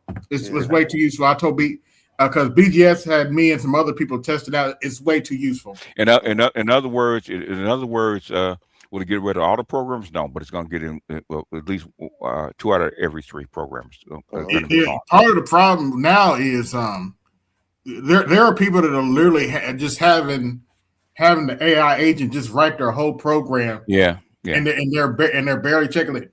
Now, let me be fair. If I ever start web development again, I will generate that shit and just modify the CSS later. What the thing is, instead of taking 5 programs, it takes 2 or 3 or 2. Yeah. It replaces. And I got my own tech to speed up the process. So Yeah. you know. And as it get better, it gets better. AI and automation and robots are going to take over a whole bunch of shit, like them dark factories. Okay. Oh yeah, you showed the T800s yesterday. Yeah, and in fact, Donald Trump stopped Amazon from laying off 600,000 people. Yes. So, Martin, regardless of what you say about him, Donald Trump is not all bad. Okay. Yeah. Now, you ain't lying about them little dogs, man. That's some scary shit. If they can just go into an area and 3D map it out, man, that's scary. 3D map it out. Okay. The thing is, you see what the FPV drones are doing in on the battlefield, right? Okay. Yes. So you see what the robot dogs with machine guns can do, right? Yep. You've seen the T800s. Okay. Imagine going against an army of those things. Okay. And a crowd. Good luck. Good luck. Okay. What I'm saying is, I'm not saying that it's going to happen, but the thing is, the potential for it is already there. There's a very good book by Daniel Schwartz called Kill Decision. Okay, written in I think 2006, 2007. Okay, audio book or read it, doesn't matter. Okay, he predicted this shit back in 2006, 2007. Okay, but the same thing's happening on the battlefield right now. Okay, same thing. Same thing with Damon, okay, with the self-driving motorcycles and cars and shit like that. Same thing, okay. What I'm trying to get people to do is be active, okay. Stop being so goddamn passive, okay. Yes. Okay. The back manosphere, we were actually passive, like a lot of people actually wanted us to be, but never gotten here. The same thing with the white manosphere, right? Okay, with the MGTOWs, okay, we don't want to go public or go mainstream is because we're too scared. Okay, they're gonna come after us. Okay, oh well. Now, I'm serious. I'm serious. Both of them, the main organizers of MGTOW back then, okay, they're scared. I said, fuck all that. Okay, do you actually want to change shit, or you actually want to cower in your bedroom in fear? Okay, same thing happened here with the PhDs. Okay, when the PhDs started coming in here, people start getting scared. Oh, now shit's getting serious. Yeah, shit's getting real right now because it has to. Okay, a lot of people were too comfortable in these little cubby holes. Okay. Oh gosh, don't get me started. These bird brain films are way too comfortable. No, okay. I think they got uncomfortable when it got in politics. When it hit them politics, that's when these guys hit it. Okay. When politics gets involved and money gets involved, real money gets involved, guess what's going to happen to you? They're going to put you on the list. Okay. Yeah. Fortunately, I've been on a list for the last 25 years, so it doesn't bother me. Probably 30 years. Okay? When you got that type of influence, you got FBI start watching you, and they start cutting your phone lines, all kind of crap. But anyway, but the thing is, YouTube started fucking with me when I had 20 subscribers. Okay, people start coming at me. Okay, because I'm on one of those lists. But the thing is, I'm trying to tell you if you want to change shit. Okay, because I hear y'all whining. That's why I talk about I'm showing you about the tiny homes. Okay. Why do you think you want homeless people in the street in tent cities and stuff like that? It scares the shit out of you, right? Because you don't want to be one of them, right? Yeah, absolutely, yeah. So what does it make you do? So, and then instead of crying about your rent, you cry about it, but guess what you do? Because you don't actually want to be homeless. What do? You got to adapt to it and find your hustle. You, You you know, gotta that's you all. gotta You know, you gotta work harder and pay up, right? yeah, that's all you got Yep. to do. Yeah, work What hard what and pay up. so what happens when you have a safety net? Okay, you know what? I can live in I'm just me. I can live in a tiny home for a couple of years. Yeah. I can sell my car and get me a electric bike and get by for a couple of years. Okay, so Uh-huh. it's not the end of the world. So Yeah. I'm not gonna pay a markup of 20% or 30% or whatever it is, right? Okay, Yeah. and Hmm. guess what kind of pressure is that gonna put on the whole system? Hmm. I wouldn't be surprised if there's a car market crash here soon when the Um, average. there. Okay, the thing is, Well, the since price of people used cars are going up, but people ain't buying them new cars like how they used to. That's they're what's not, going on. they're not even buying used cars. Most of the cars are sitting on lots and they can't sell them. Yeah, Yeah. they can't So sell them. people going to Craigslist. You know, they price. That's what I said. Price of used cars. You know, secondhand cars. Grandson. You can sell. And the thing is, and they're still not selling Yeah. because people don't have no money. Well, Hmm. you got it to And twenty plus, they five want to hundred put all the dollars. Yeah. spyware on top of the fact they want to put all the spyware in the next models. Like, oh, Yeah, y'all want to lose money? yeah, I mean, Okay. in fact, you have a crisis in the car market because so many cars are getting repossessed. Yeah. People can't pay, man. When I used to, keeping all them $700, at seven $800 hundred. a month for a new car? Really? Okay. No, they used car. They getting used Mercedes, used foreigns. They getting Hondas and, Accord and, 700 a month. Yeah, they still getting repossessed. Okay, what's yeah. going to happen to the secondary market? Okay, The when average people price can't of the pay. new car is $50,000. Yeah, The baseline is 50,000. yeah. So And guess what? Guess what? You have a new car company selling a truck for less than 25. yeah, Yes. It came out electric vehicle. yeah, Okay. yeah. In fact, the fact that I just saw Congress, why don't they allow BYD to sell cars in America? Well, I think Tesla got the cheapest cars right now in America. Why? Okay, answer my question first. What's that? Go ahead. Why won't they allow BYD to sell cars in America? You said who's that? Who's BYD? BYD is the biggest electric car maker on the planet. Oh, you talking about that place over there in In what's China. Japan? Yeah, in China. Okay, China, yeah. China. Okay. Yeah, Because because they that, know that'll that that destroy yeah the car that company. that'll they flood the market with those. It's over with for them. Everybody, Yeah, if they start selling BYD electric cars for $10,000 a it's piece, over. Yeah, it's over. yeah, That's why. That's yeah. why they don't. Okay. That's why they don't want tiny homes coming from China. Okay. Yeah, Hmm. Because it's over. it's Okay. over. Yeah. The thing is, China can't do, but guess who can? Y'all can force people to do this shit. But the thing is, y'all crying about how bad things are instead of trying to change shit. But why they can't make tiny homes in America though? That's my thing. If China can do it, we can do it. Okay. Go How much? someplace in the middle of America. We can find Oklahoma someplace or Kansas. Set up shop. Boy, they can't build a factory in America. And we can make them bring jobs in. That'll create a whole economy for these little smart these states. Some of these. Okay, in a factory like that, how much are wages? It all depends on the area. Like you No, no, middle of no. Come America. on, man. If No, no. Don't waffle me, man. Give me no, an I'm saying average. if you middle of America, you probably make like $20 an hour or something like that. Okay, You know, on the West Coast, 20 about 30. 25 20 to $25 an hour. Guess Yeah, how much? Guess how much the wages are in China? less than half of that. No, 1/8 of that. Yeah, so we have about $8, 10. Yeah, something like It's they are about cheap. $6 or seven Yeah, dollars an hour. Okay. but you got to bite the bullet though. You know, you can't No, you have your cake don't. and eat it too. You know. No, you don't. Okay. But the thing is, you want to solve the problem, Yeah. huh? Yeah, you do. Yeah. So You want to. Do you want to solve the problem? You can solve the problem. The things you have to make a trade off, yeah. but you can solve the problem. Can be solved in 2 years. You can solve this whole problem if you want to. You can solve it. Do they want to? And why don't they want to? That's what I'm trying to get you guys to wake up. Now they're trying. Why are they trying now? They could have done this 10 years ago. Because people beating them down now, you know, and they seen these guys, even with the health care, they seen people get hit in real life, and you know, they scared to come out. Most of these politicians scared to come outside. And social media, you said social media, they don't even control their social media. Most of them, they got somebody else typing everything. Why is it $1,000 markup on medicines here? So We we do ain't have put the our sickest foot down people. yet.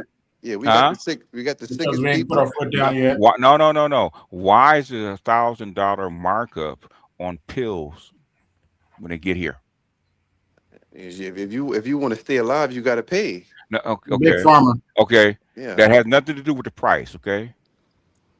Why is the markup so high? 80% of your medicine comes from China. Okay. Okay, $1 pill, a $1 pill from China, a 10-cent pill come from China costs $1,000 here. Why is that? Probably a combination of tariffs and other shit. No, it's what I call markup. Why are Nikes $300 here and $12 in Vietnam? Well, after you factor in the like you said, the tariffs, Come on, transport and all the man. costs and Come on, man. all the Stop. presentation and marketing, you got to, Corporations, we have Come on, corporations. man. Stop. Yeah, I mean, Stop. it sounds Stop. like a big margin, but it's really not Stop. that much once you factor all that stuff in. Well, we allow them to do it. That's why. If that's what you guys believe, I'm gonna allow you to believe it. I'm not. Okay. I'm gonna shut up. Okay. Now, if you say the iPhone, that's a different story. iPhones is way too much. So Okay. So iPhone costs damn near $2,000.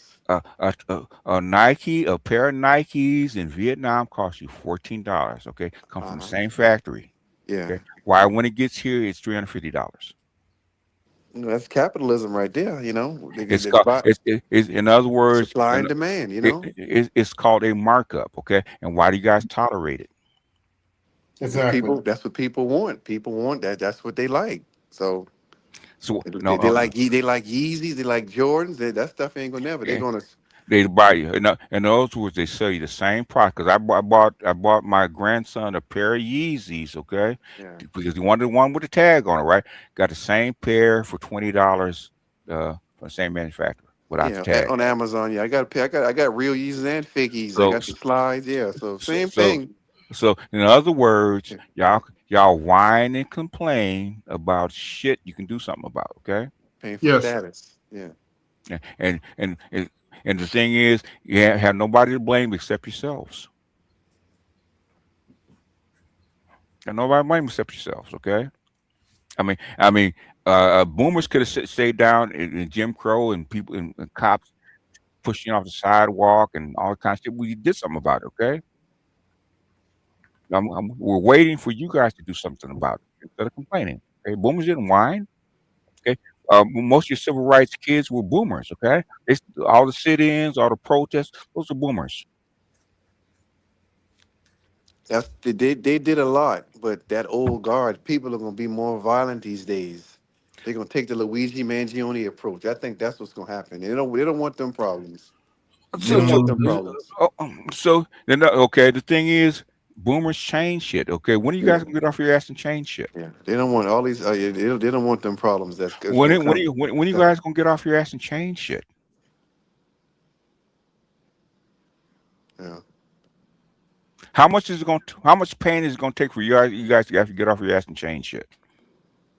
Well, it's reaching the breaking point. It's coming. The breaking point is here. Okay, I'm asking how much because because you're in your mid-40s. Yeah, early 40s. Yeah, well, you're 40, what, 43, 44? 42.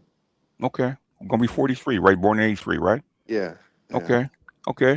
Those are mid-40s. Okay. Yeah.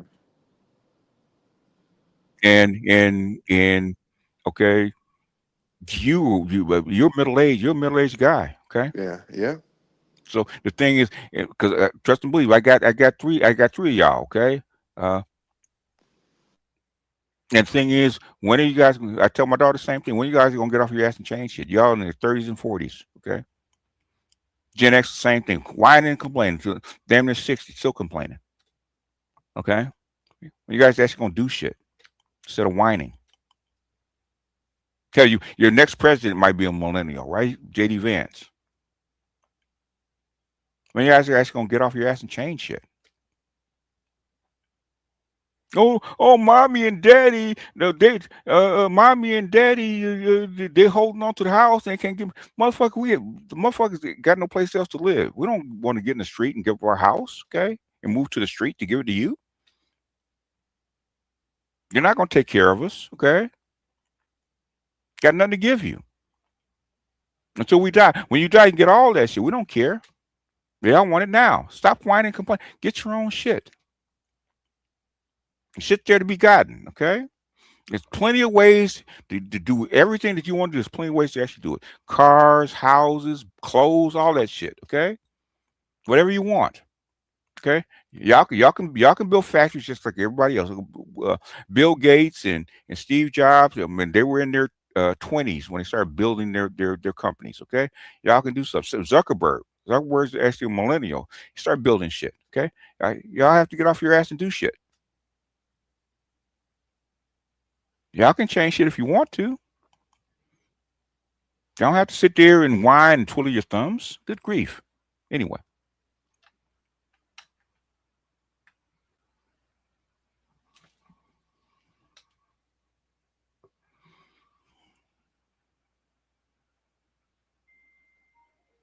All right, can y'all hear me before I get out of here?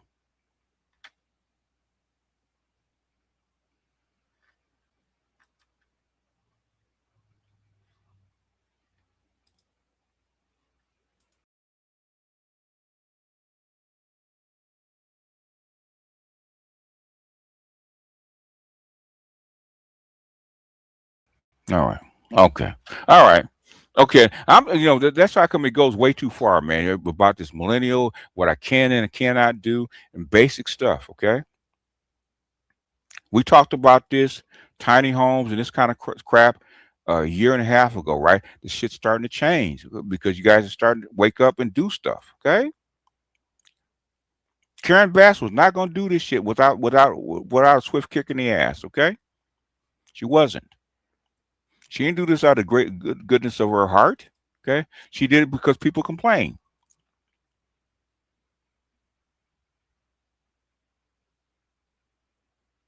And you can do it another time about the car market, man. Man, this okay. If you got a license, you go to the auction, you can find all kind of cars, man. They can't get rid of them fast enough.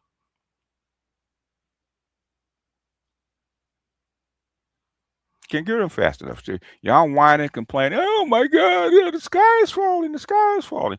Get off your ass and do shit, okay? Trump just spent $200 billion of your money to do what? And drive up your prices. And food prices are going to be sky high coming this fall, okay? Sky high. And we're sitting there telling you guys about this shit. And y'all ain't doing that. Oh, okay, we believe in Trump and Trump is doing the right thing and yada yada. All right. Okay. Sit there. Oh, we can't do nothing. Okay, all right. Don't do nothing.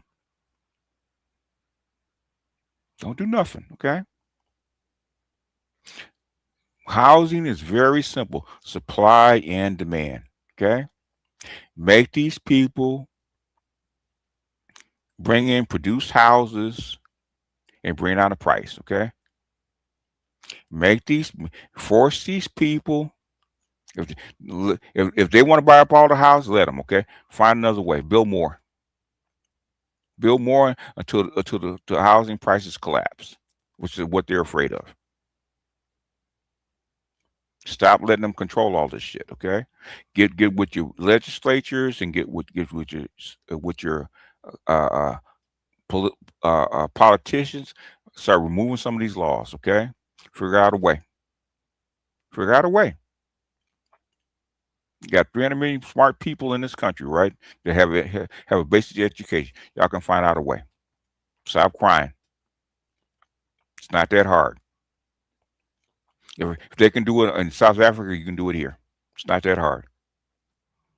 China got rid of all that stuff in a matter of 10 years. China built more places to live than we're people in 10 years. Stop crying and do something, okay? Stop letting the banks and politicians take advantage of you. Do something. Karen Bass is intelligent. She's smart, okay? Karen Bass is not stupid. Karen, just like the previous mayor wasn't stupid, okay? They're all in line with the same shit. The thing is, unless you make them do something, they won't do it. Karen Bass is no idiot. That's why she's doing it now.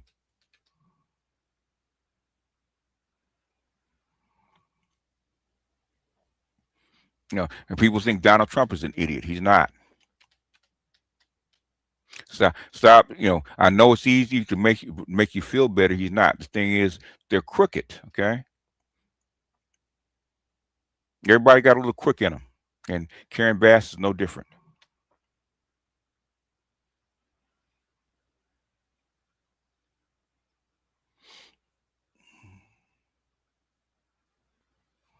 I know they're afraid to adapt and think outside the norm. Okay, but you know, I don't care if you guys don't want to think outside the norm, but don't come on my panel complaining about shit, especially if you don't know stuff. Like, shout out to him. Eric had the nerve to actually get up here. Okay, he didn't know anything. As soon as I started talking to him, I knew he didn't know anything, but that's not his fault. No, I knew those contracts were bogus when I first saw them back in 2005. I knew it was going to crash. Okay, in 2007, actually called it. It was going to happen. Actually called it. I didn't want to think it was going to take the rest of the world with it, but that's what happened. Okay, and Obama cut a deal because he had to.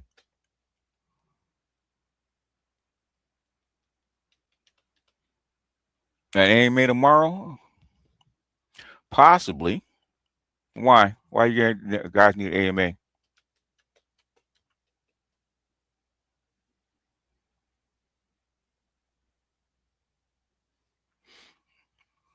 I understand, man. You know, I understand you guys are pedestrians and you guys are learning. I give you enough information to who to follow and what to read, man. Y'all don't read. Y'all don't follow up on this stuff, and come back with the same shit, complaining.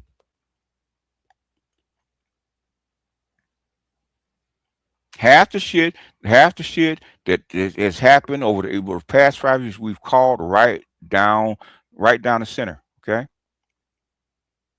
told you exactly what and why and what was going to happen. It's because you can see it. We actually brought your attention to it, and y'all still don't know. Why do you guys follow me if you're not going to take advantage of it? You're not going to actually look at it. Why you guys follow me? I'm just curious. You're not going to learn. Why y'all follow me?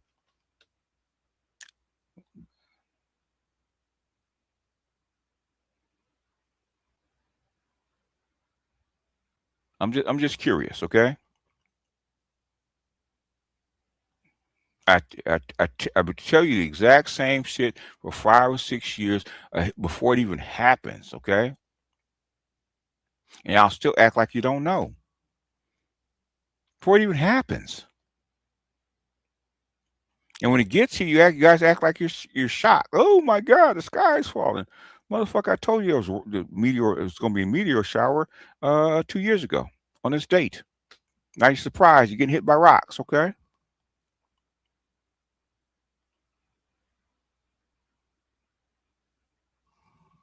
Anyhow, we get out of here, man, before VHS starts to go. You know, I didn't want to go off on him, man, because I just wanted, and even then he was arguing instead of listening to what I was trying to say to him. Okay.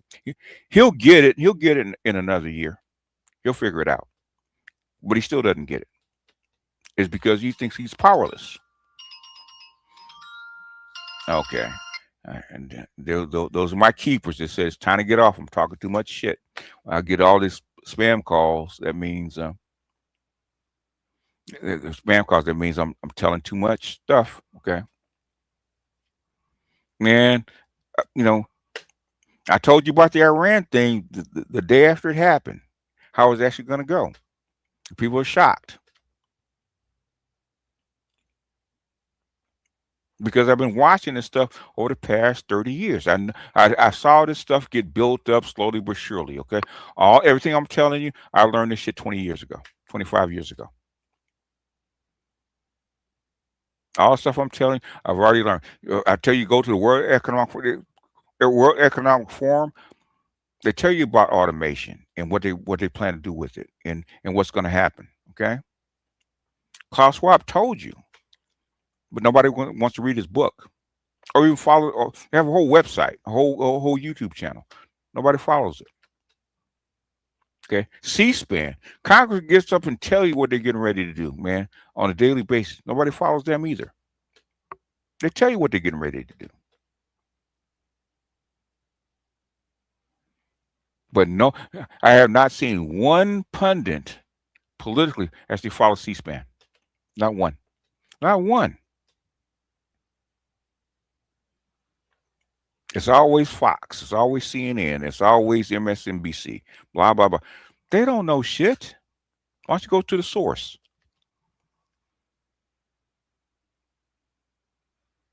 Anyhow, let me check and see if I got anybody puts any commissary funds on my books. Just real quick. As a reason I was showing you guys tiny homes and homes, so that's going to bring down the price of housing. Okay. But you want to, Mr. Heat, appreciate you, man. Big donation. Okay. Appreciate you. That's why I show you this stuff. But I can't show you all the stuff is because YouTube is not going to like it. That's why I do it on Patreon. Because if I make it public, they're going to come after me. So some stuff I cannot say on open air. But this stuff is very basic. I can't convince my buddies to actually do spend 30 seconds on a tweet to gain momentum, to actually change something. Because it sounds too easy. Why don't you give it a try? What can it hurt? I had I'm not gonna say his name, but he wanted 1 million black voters. Okay, I said, why don't you get like 100,000 black folks and get them all Twitter accounts and all Facebook accounts and have them put up a post, 1 post a month, 100,000 people, whatever topic you want it on. Okay, it's gonna trend. He didn't want to do it because he knew it's gonna bring smoke. It'll make him a target. He avoids me like the plague.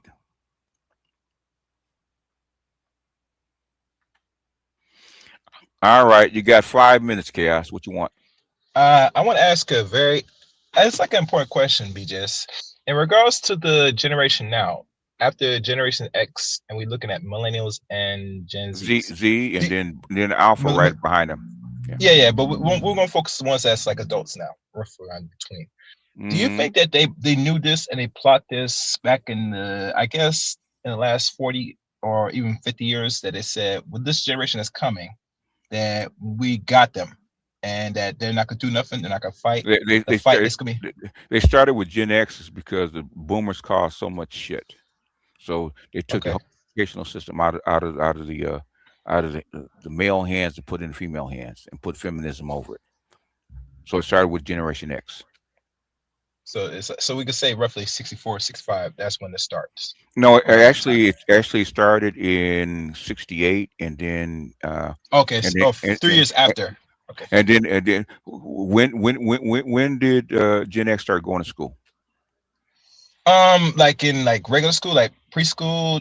No, we didn't have preschool, kindergarten in 1970. Right? Let me do the math. Let me see. 1970. Correct. So 5 years old. 5 years old. So in 1970, okay, they handed over all the educational system to the feminists, okay, and by the time you get to first grade, okay, second grade, okay, Gen X is fully feminist, okay. So by the time you go get to college, guess what you believe in? In the 80s, yeah, yep, you're right. In the 80s and 90s, and then it trends all the way down to Gen Z. It just gets worse, okay.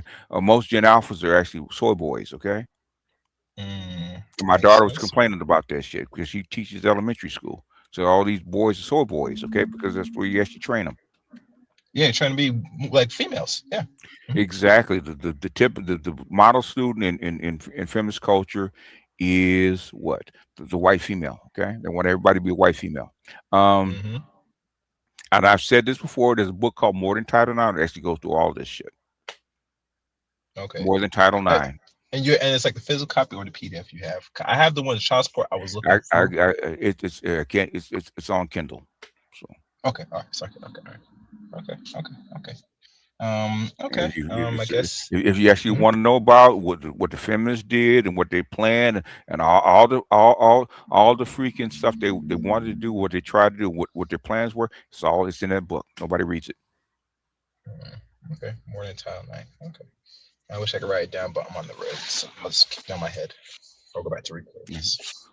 So nobody reads the shit. But that's But if you read the shit, like nobody knew about, I had to pull out Pauli Murray and Eleanor Roosevelt. Nobody was actually talking about it until now.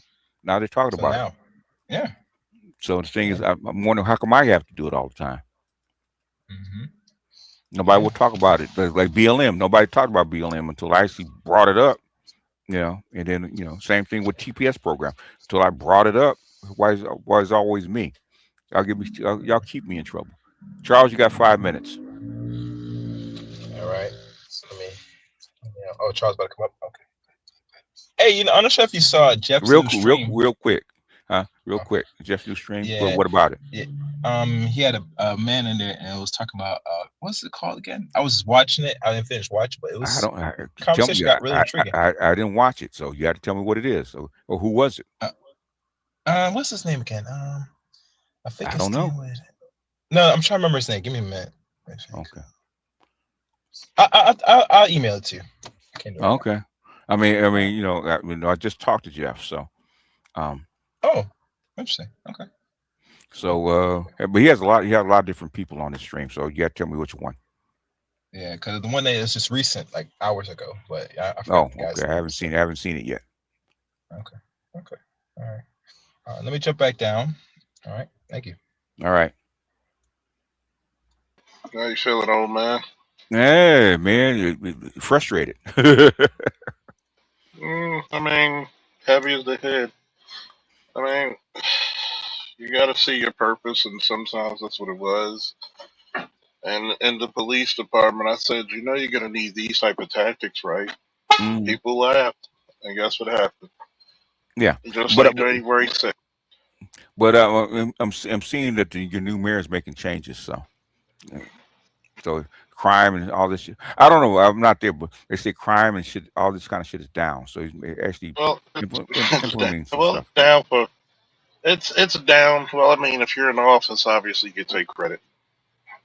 Okay. But a lot of it is because of the trickle down effect. Because most of the people who were committing crimes, were getting harsher sentences beforehand. Okay. So it's like two things that save people from a lot of shit. So it's almost like 95 in the crime bill.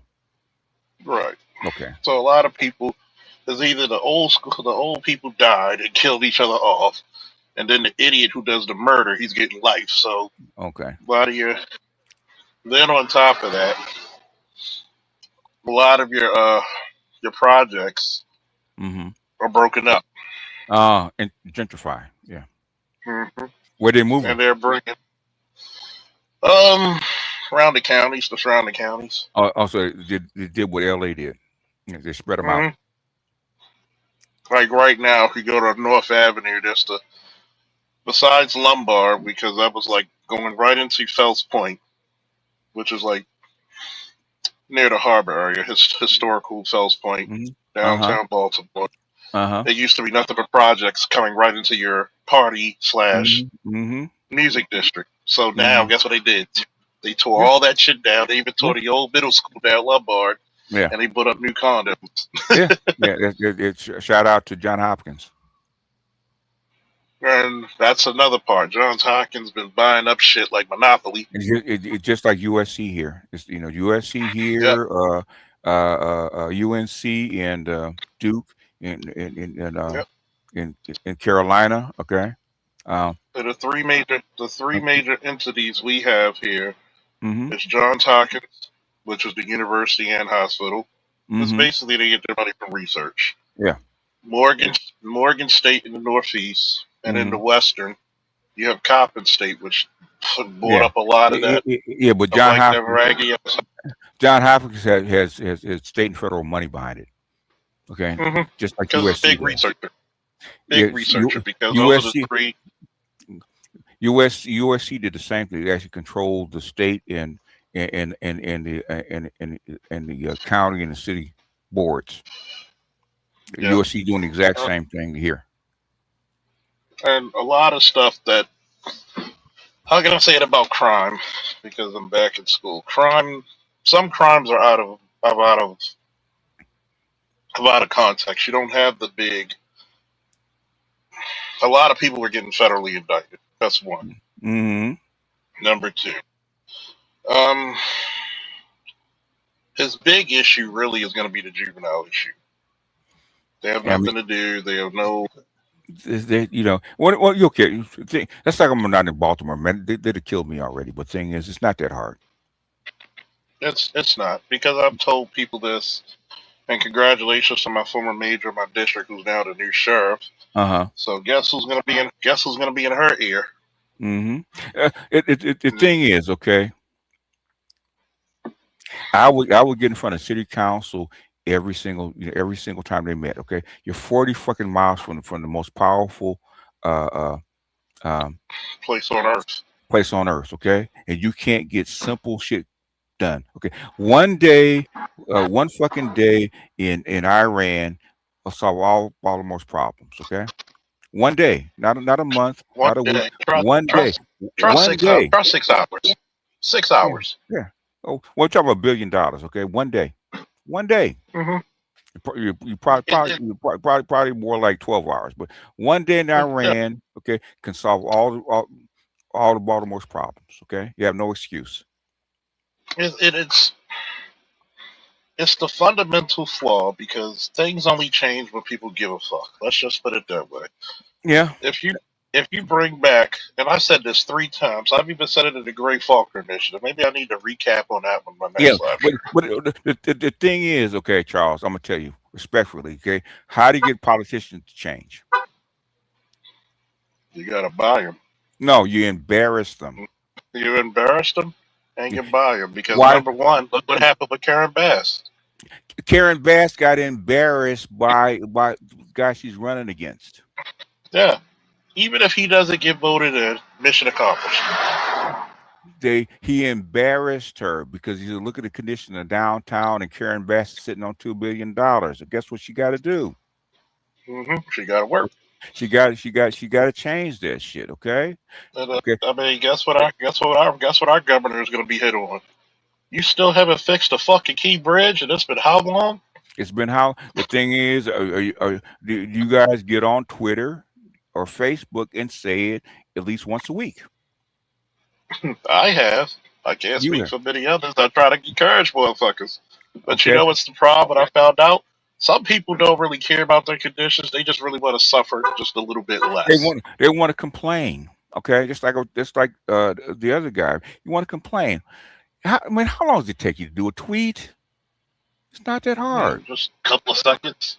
And right now, you got them on stolen valor. You got them on allocation of funds. You got a lot of shit.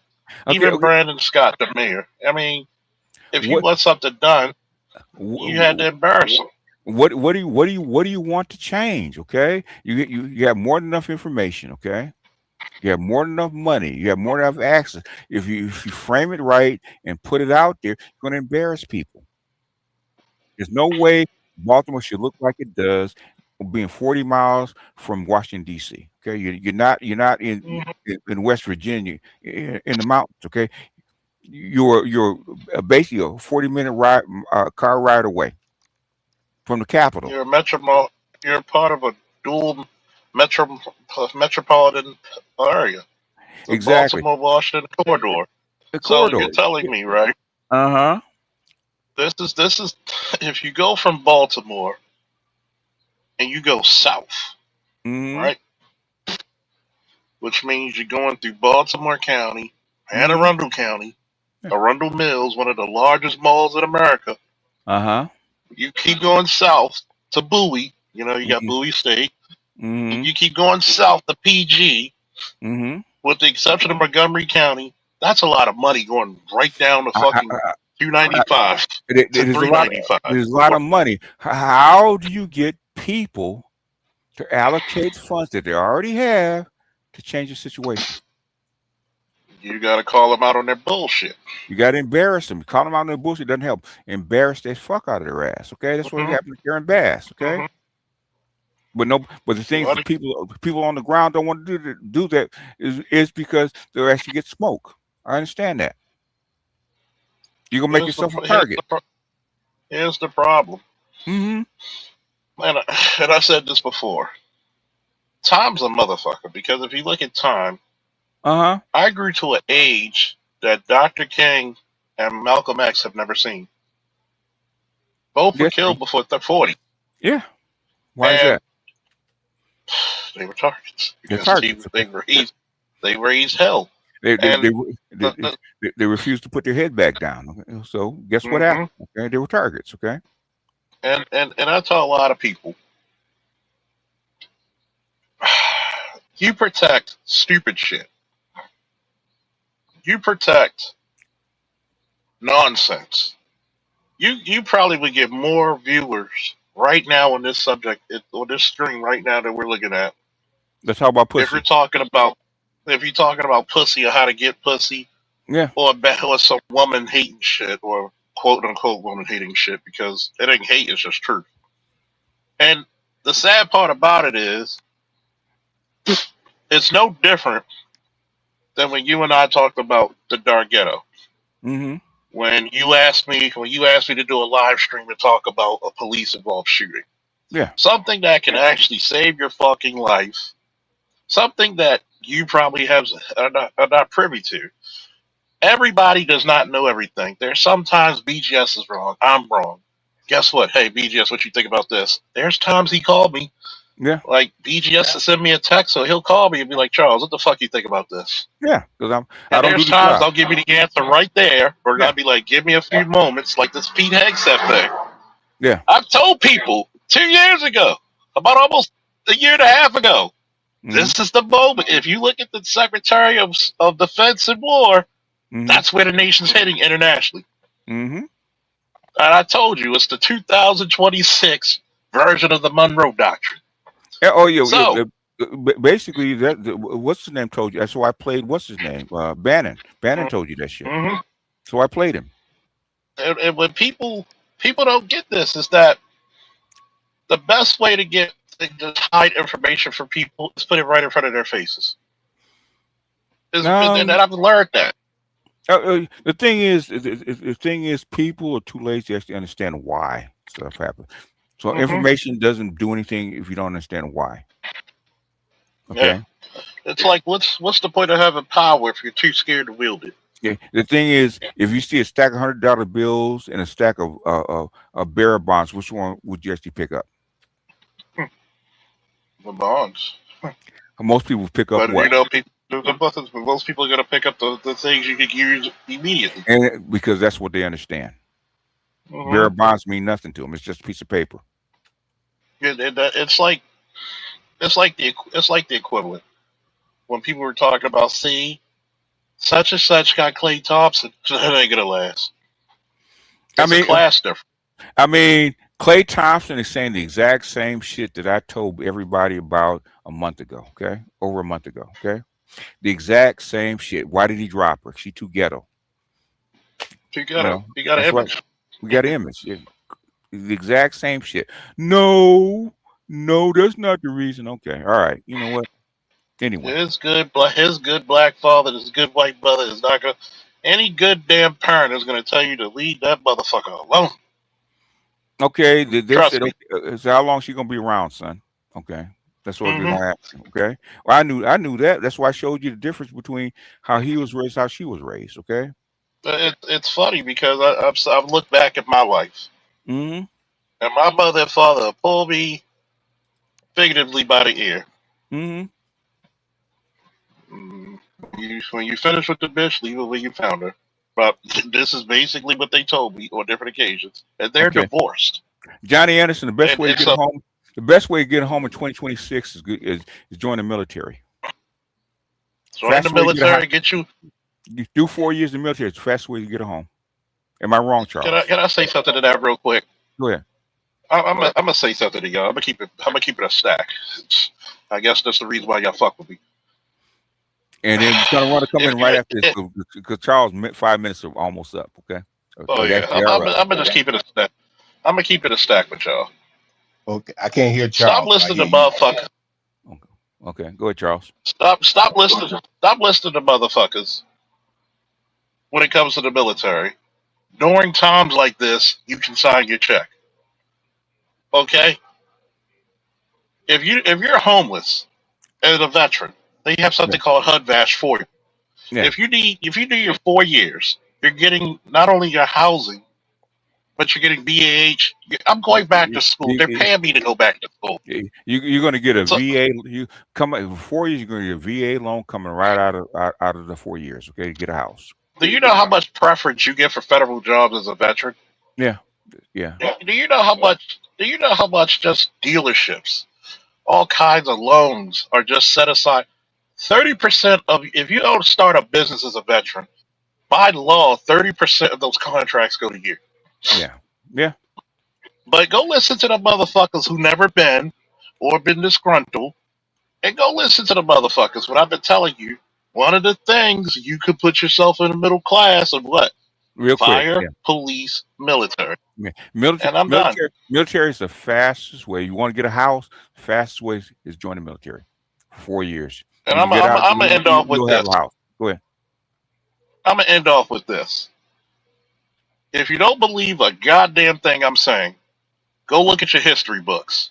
Hell, you got computers and all that fancy shit. The fastest way somebody went from dirt poor poverty throughout Yes. time immemorial Yes. was through the Through military the military, service. which is why I'm wanting us to It's get never stopped in there since Rome, in since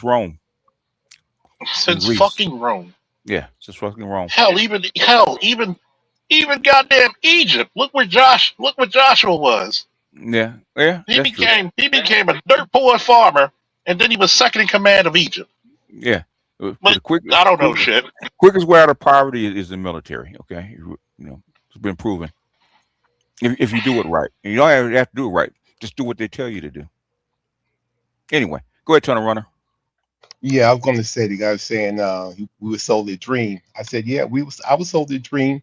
I heard that girls were sweet and nice and everything, beautiful, and all I had to Uh-huh. do is go to work, and I could Hmm. find abundance of wives in Yes. America. Yeah. But that was just a dream. I had to go somewhere else where they Yeah. make women, where they make Yeah. wives. Where So they make wives. Yes. yeah, so yeah, we all sold a dream, Yeah, so you Yeah. just have to go out there and deal with reality. I don't understand why passport bros is such a hard concept to get your head wrapped around. Okay, if you're an American, you go to a developing country like Colombia, Panama, blah blah blah, right? And insert country name here, right? You're in the top 5% as soon as you land. Why is that such a hard concept? I mean, it's just mathematics, but I don't know if people want to do the mathematics because, like you said, you can go to some places and be in the 1%. Yes, you can. Somebody be in the 1%. You can be in the 1%. You spend 2 years learning the language. You got it made. Okay, as long That's as long why. as you, as long as you got American connections. That's why I was put down. C say plenty. We can do it. Yes, Yeah. we can. Yes, we can. We can do it. All you got to do is go out there and try. Most developing countries, they have a 6th grade education at best. Okay, most of them. I'm not saying all. Most people in developing countries have a 6th grade education at best. Okay, if you have a high school education, you're in the top 10% of people with education. Okay, just by landing there. I don't know why And it's hard. yeah, and just like when I look around and I see most of the black men are in better shape than the local men in other countries. Yeah, They're they eat mostly more. taller. Yes. Yeah, and They- a lot of us have more money than what they have down there. So it's just simple mathematics. Your access to America alone puts you in the top 10% alone, without money alone. Okay, but Yeah. I don't know why it's so hard for people to get their heads wrapped around. Oh, you're gonna go there? She's not going. Motherfucker, she don't love you here. It's very Tell easy, them right? about it. Yeah, I mean, they It's want to very say easy. everything's the same. He Well, can't hear and you, so Charles. Yeah. yeah, But they I'm want to gonna say say it everything if is you the can same, translate. but no, everything is not the same. But there are some things that are similar. But no, it's these women want money here. Those women want money everywhere. Women It's, all over the world want money they, they, and they, success. they want the same thing. They want status and to be taken care of. Okay. So the thing is, how much does it cost here versus someplace else, and what do you get back in return? Okay. Exactly. You don't get shit back in return here because to them you're supposed to do it right, and there they honor it. Okay, because they're trained to. But the thing is, what do you want? And a lot of people, the motherfucker. Why don't you go there and learn the language to go find out. Find out for yourself. Austin Holloman is saying the exact same thing in Kenya. Okay, there's a big difference. Okay, in Western, especially America, even the two worst places to have marriage is Great Britain and the United States. Two worst places. Okay, Yep. because of feminism. But the thing is, and I tell women all the time. I said women are sellers, not buyers. Okay, it's a buyer's market in the developing world. It's a buyer's market. Yeah, But that's you, why I was go telling ahead. brothers you cannot listen to a woman tell you about a place that she went to, especially a single woman, because your experience will be totally different. You can't Yeah, compare. A woman is not cannot tell you about travel yeah, where she goes and how she get treated, because they yeah, get treated differently yeah, because they are women. yeah. Yeah. Oh, one, they are women, and two, they're sellers. Okay, Yeah, I'm trying to sell my goods on the market. Okay, them dudes down there don't have the money to buy you and put you in the same kind of lifestyle that you want. They don't have it, and you're and not. you're not, and And they you, don't want to do the things they want them to do because they it, want them to cook and clean. they won't cook. Exactly. Yeah, you don't have the skills to even be down there. Okay, but black men do. Black men. I asked my daughter, who's the most kindest, gentle, most understanding men on the planet? Black men. But y'all don't want them. Okay, good. Other people do. Black men, Yes. black American men are the best men on the goddamn planet. They all say the same thing. Okay, outside the black community, they all say the exact same thing. Even white women here say black men are the best men on the planet. As far as being agreeable, being kind, willing to work with you, most labor, all that shit. Okay, sex, all that shit. Okay, everything a woman wants, black men are better at it. Okay, Yeah, you have to get retrained because when you go to some of these places and you hmm trying to pick up the dishes and yeah. wash, Oh these yeah, guys yeah. have to tell you, sit back your butt back down, let the women do what they do. What, What's wrong with you? you're fucking up the game. Yep, you're fucking Yeah, up the game. Yep, you yep, you doing too much. yeah. I don't know why it's that hard to understand, but anyway, Charles, you got a minute. Go ahead, and we got to get out I of here. was just saying, I was just saying when you were talking about why I can't wrap their head around it. It's like Mm-hmm. a slave first coming out of slavery. Where did they go back to? Yeah, They went back to the goddamn plantations to be sharecropped. yeah, because And it's yeah, funny because that's all they knew. Yeah, that's all you know. This is also another thing about the military. You want to travel for cheap, see the world, and get treated like a goddamn king? yeah. The first time I traveled the world was 16 when I Mm-hmm. was freestyle wrestling. Mm-hmm. You And don't even feel the American. you got a minute, Charles. You don't even feel the American racism once you step out of this country. You do not because it doesn't exist. Exactly. When everybody's converging just to keep you down, Mm-hmm. why not go where you're celebrated and not appreciated? If you and I'm not saying, hey, whatever floats your boat, but Yeah. goddamn it, give yourself a fighting chance and a goddamn decision to make. Stop settling for everybody's bullshit. Uh, That's a man b- there. Black women don't want you to go is because of one reason, right? I got nowhere else to go. I got nowhere else to go. That's why. Okay. Exactly. They had no place else Exactly. to go. That's why I ignore black women for the most part. Y'all got no place else to go. Y'all ain't all that. Okay. Exactly. Like I told a couple of chicks this week, find a better man. Yeah. Like, what's your qualities? Bitch, I can put you in a house. If you're home, we will never be homeless. Oh, okay. How many men can walk around to a bitch and say, you will never be homeless? It doesn't matter, okay? What are your options? What have been your options up to now? What are your options? So, The market is the market. You know, I want to tell Dr. L, the market is the fucking market, okay? The market's the market. I the don't care market what you rule. want. What did they say? I don't care what you want. It's not in the market. It's not in the market. The market is the market. Either you go without, or you buy in the market. One of the two. Guess what? Men lie, women lie. The market always stays.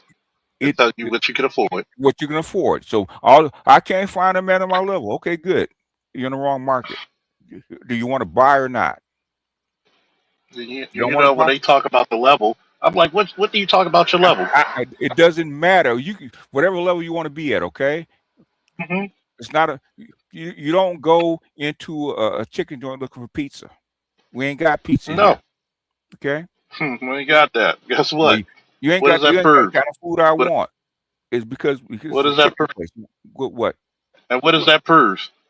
What you're looking for is better than you. You need to either step up to the competition or get the fuck out the race. The thing is, it might not be better than you. Okay. Same thing with dudes. Okay. The market is the market. Now you want what's in the market or you don't. It's not going to change. Okay. I tell to the women, the market is the market. If you ain't found your dude in this market yet, either do one of two things: buy a dog and die alone, or accept what the market's going to give you. One of the two. Stop complaining about this. The market's the market. Before I leave, what did they used to tell you back on the day of the court? What? Put up or shut up. What they used to tell me back on, were you good? Get on the mat. Let's find out. Get on the mat. Get on on the mat. Come on. Yeah. What happens if a motherfucker come to you and he slaps that mat or he slaps that court? Yeah. It's me and you one-on-one. Come on. Are you gonna prove Mano it? Or you gonna back down? In other words, shut the fuck up or get on the mat. Okay. Same thing with the women. That's what Kevin used to say. And I have no problem with that. That's why I told people I've been single for 6 years, but it doesn't mean I'm lonely. You go by the terms you want to set. It's either you. Go ahead. Any black man in America could get married if he wanted to. The thing is, what was he actually willing to accept? That's all. What you want to accept? What did my dad say? You don't just marry the person you love; you marry their bullshit too. What did Thomas Sowell said? There's no solutions, only what? So Trade off. Drawback. Trade off. Yeah. Every woman's a trade off. Okay, all of them. I don't care whether they're rich or they're poor. It's always a trade off. Always a trade off. It's always something. Final word, Charles.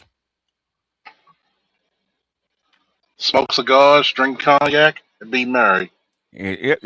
Be content, man. That's all you can do. Be content. All right, good people. All right, old man. Yeah, it's been 2.5 hours, an hour and a half overtime right now. All right, good people. I am out of here, and I'm gonna give you the African. And with that, I just have 2 more words to say. Obama out.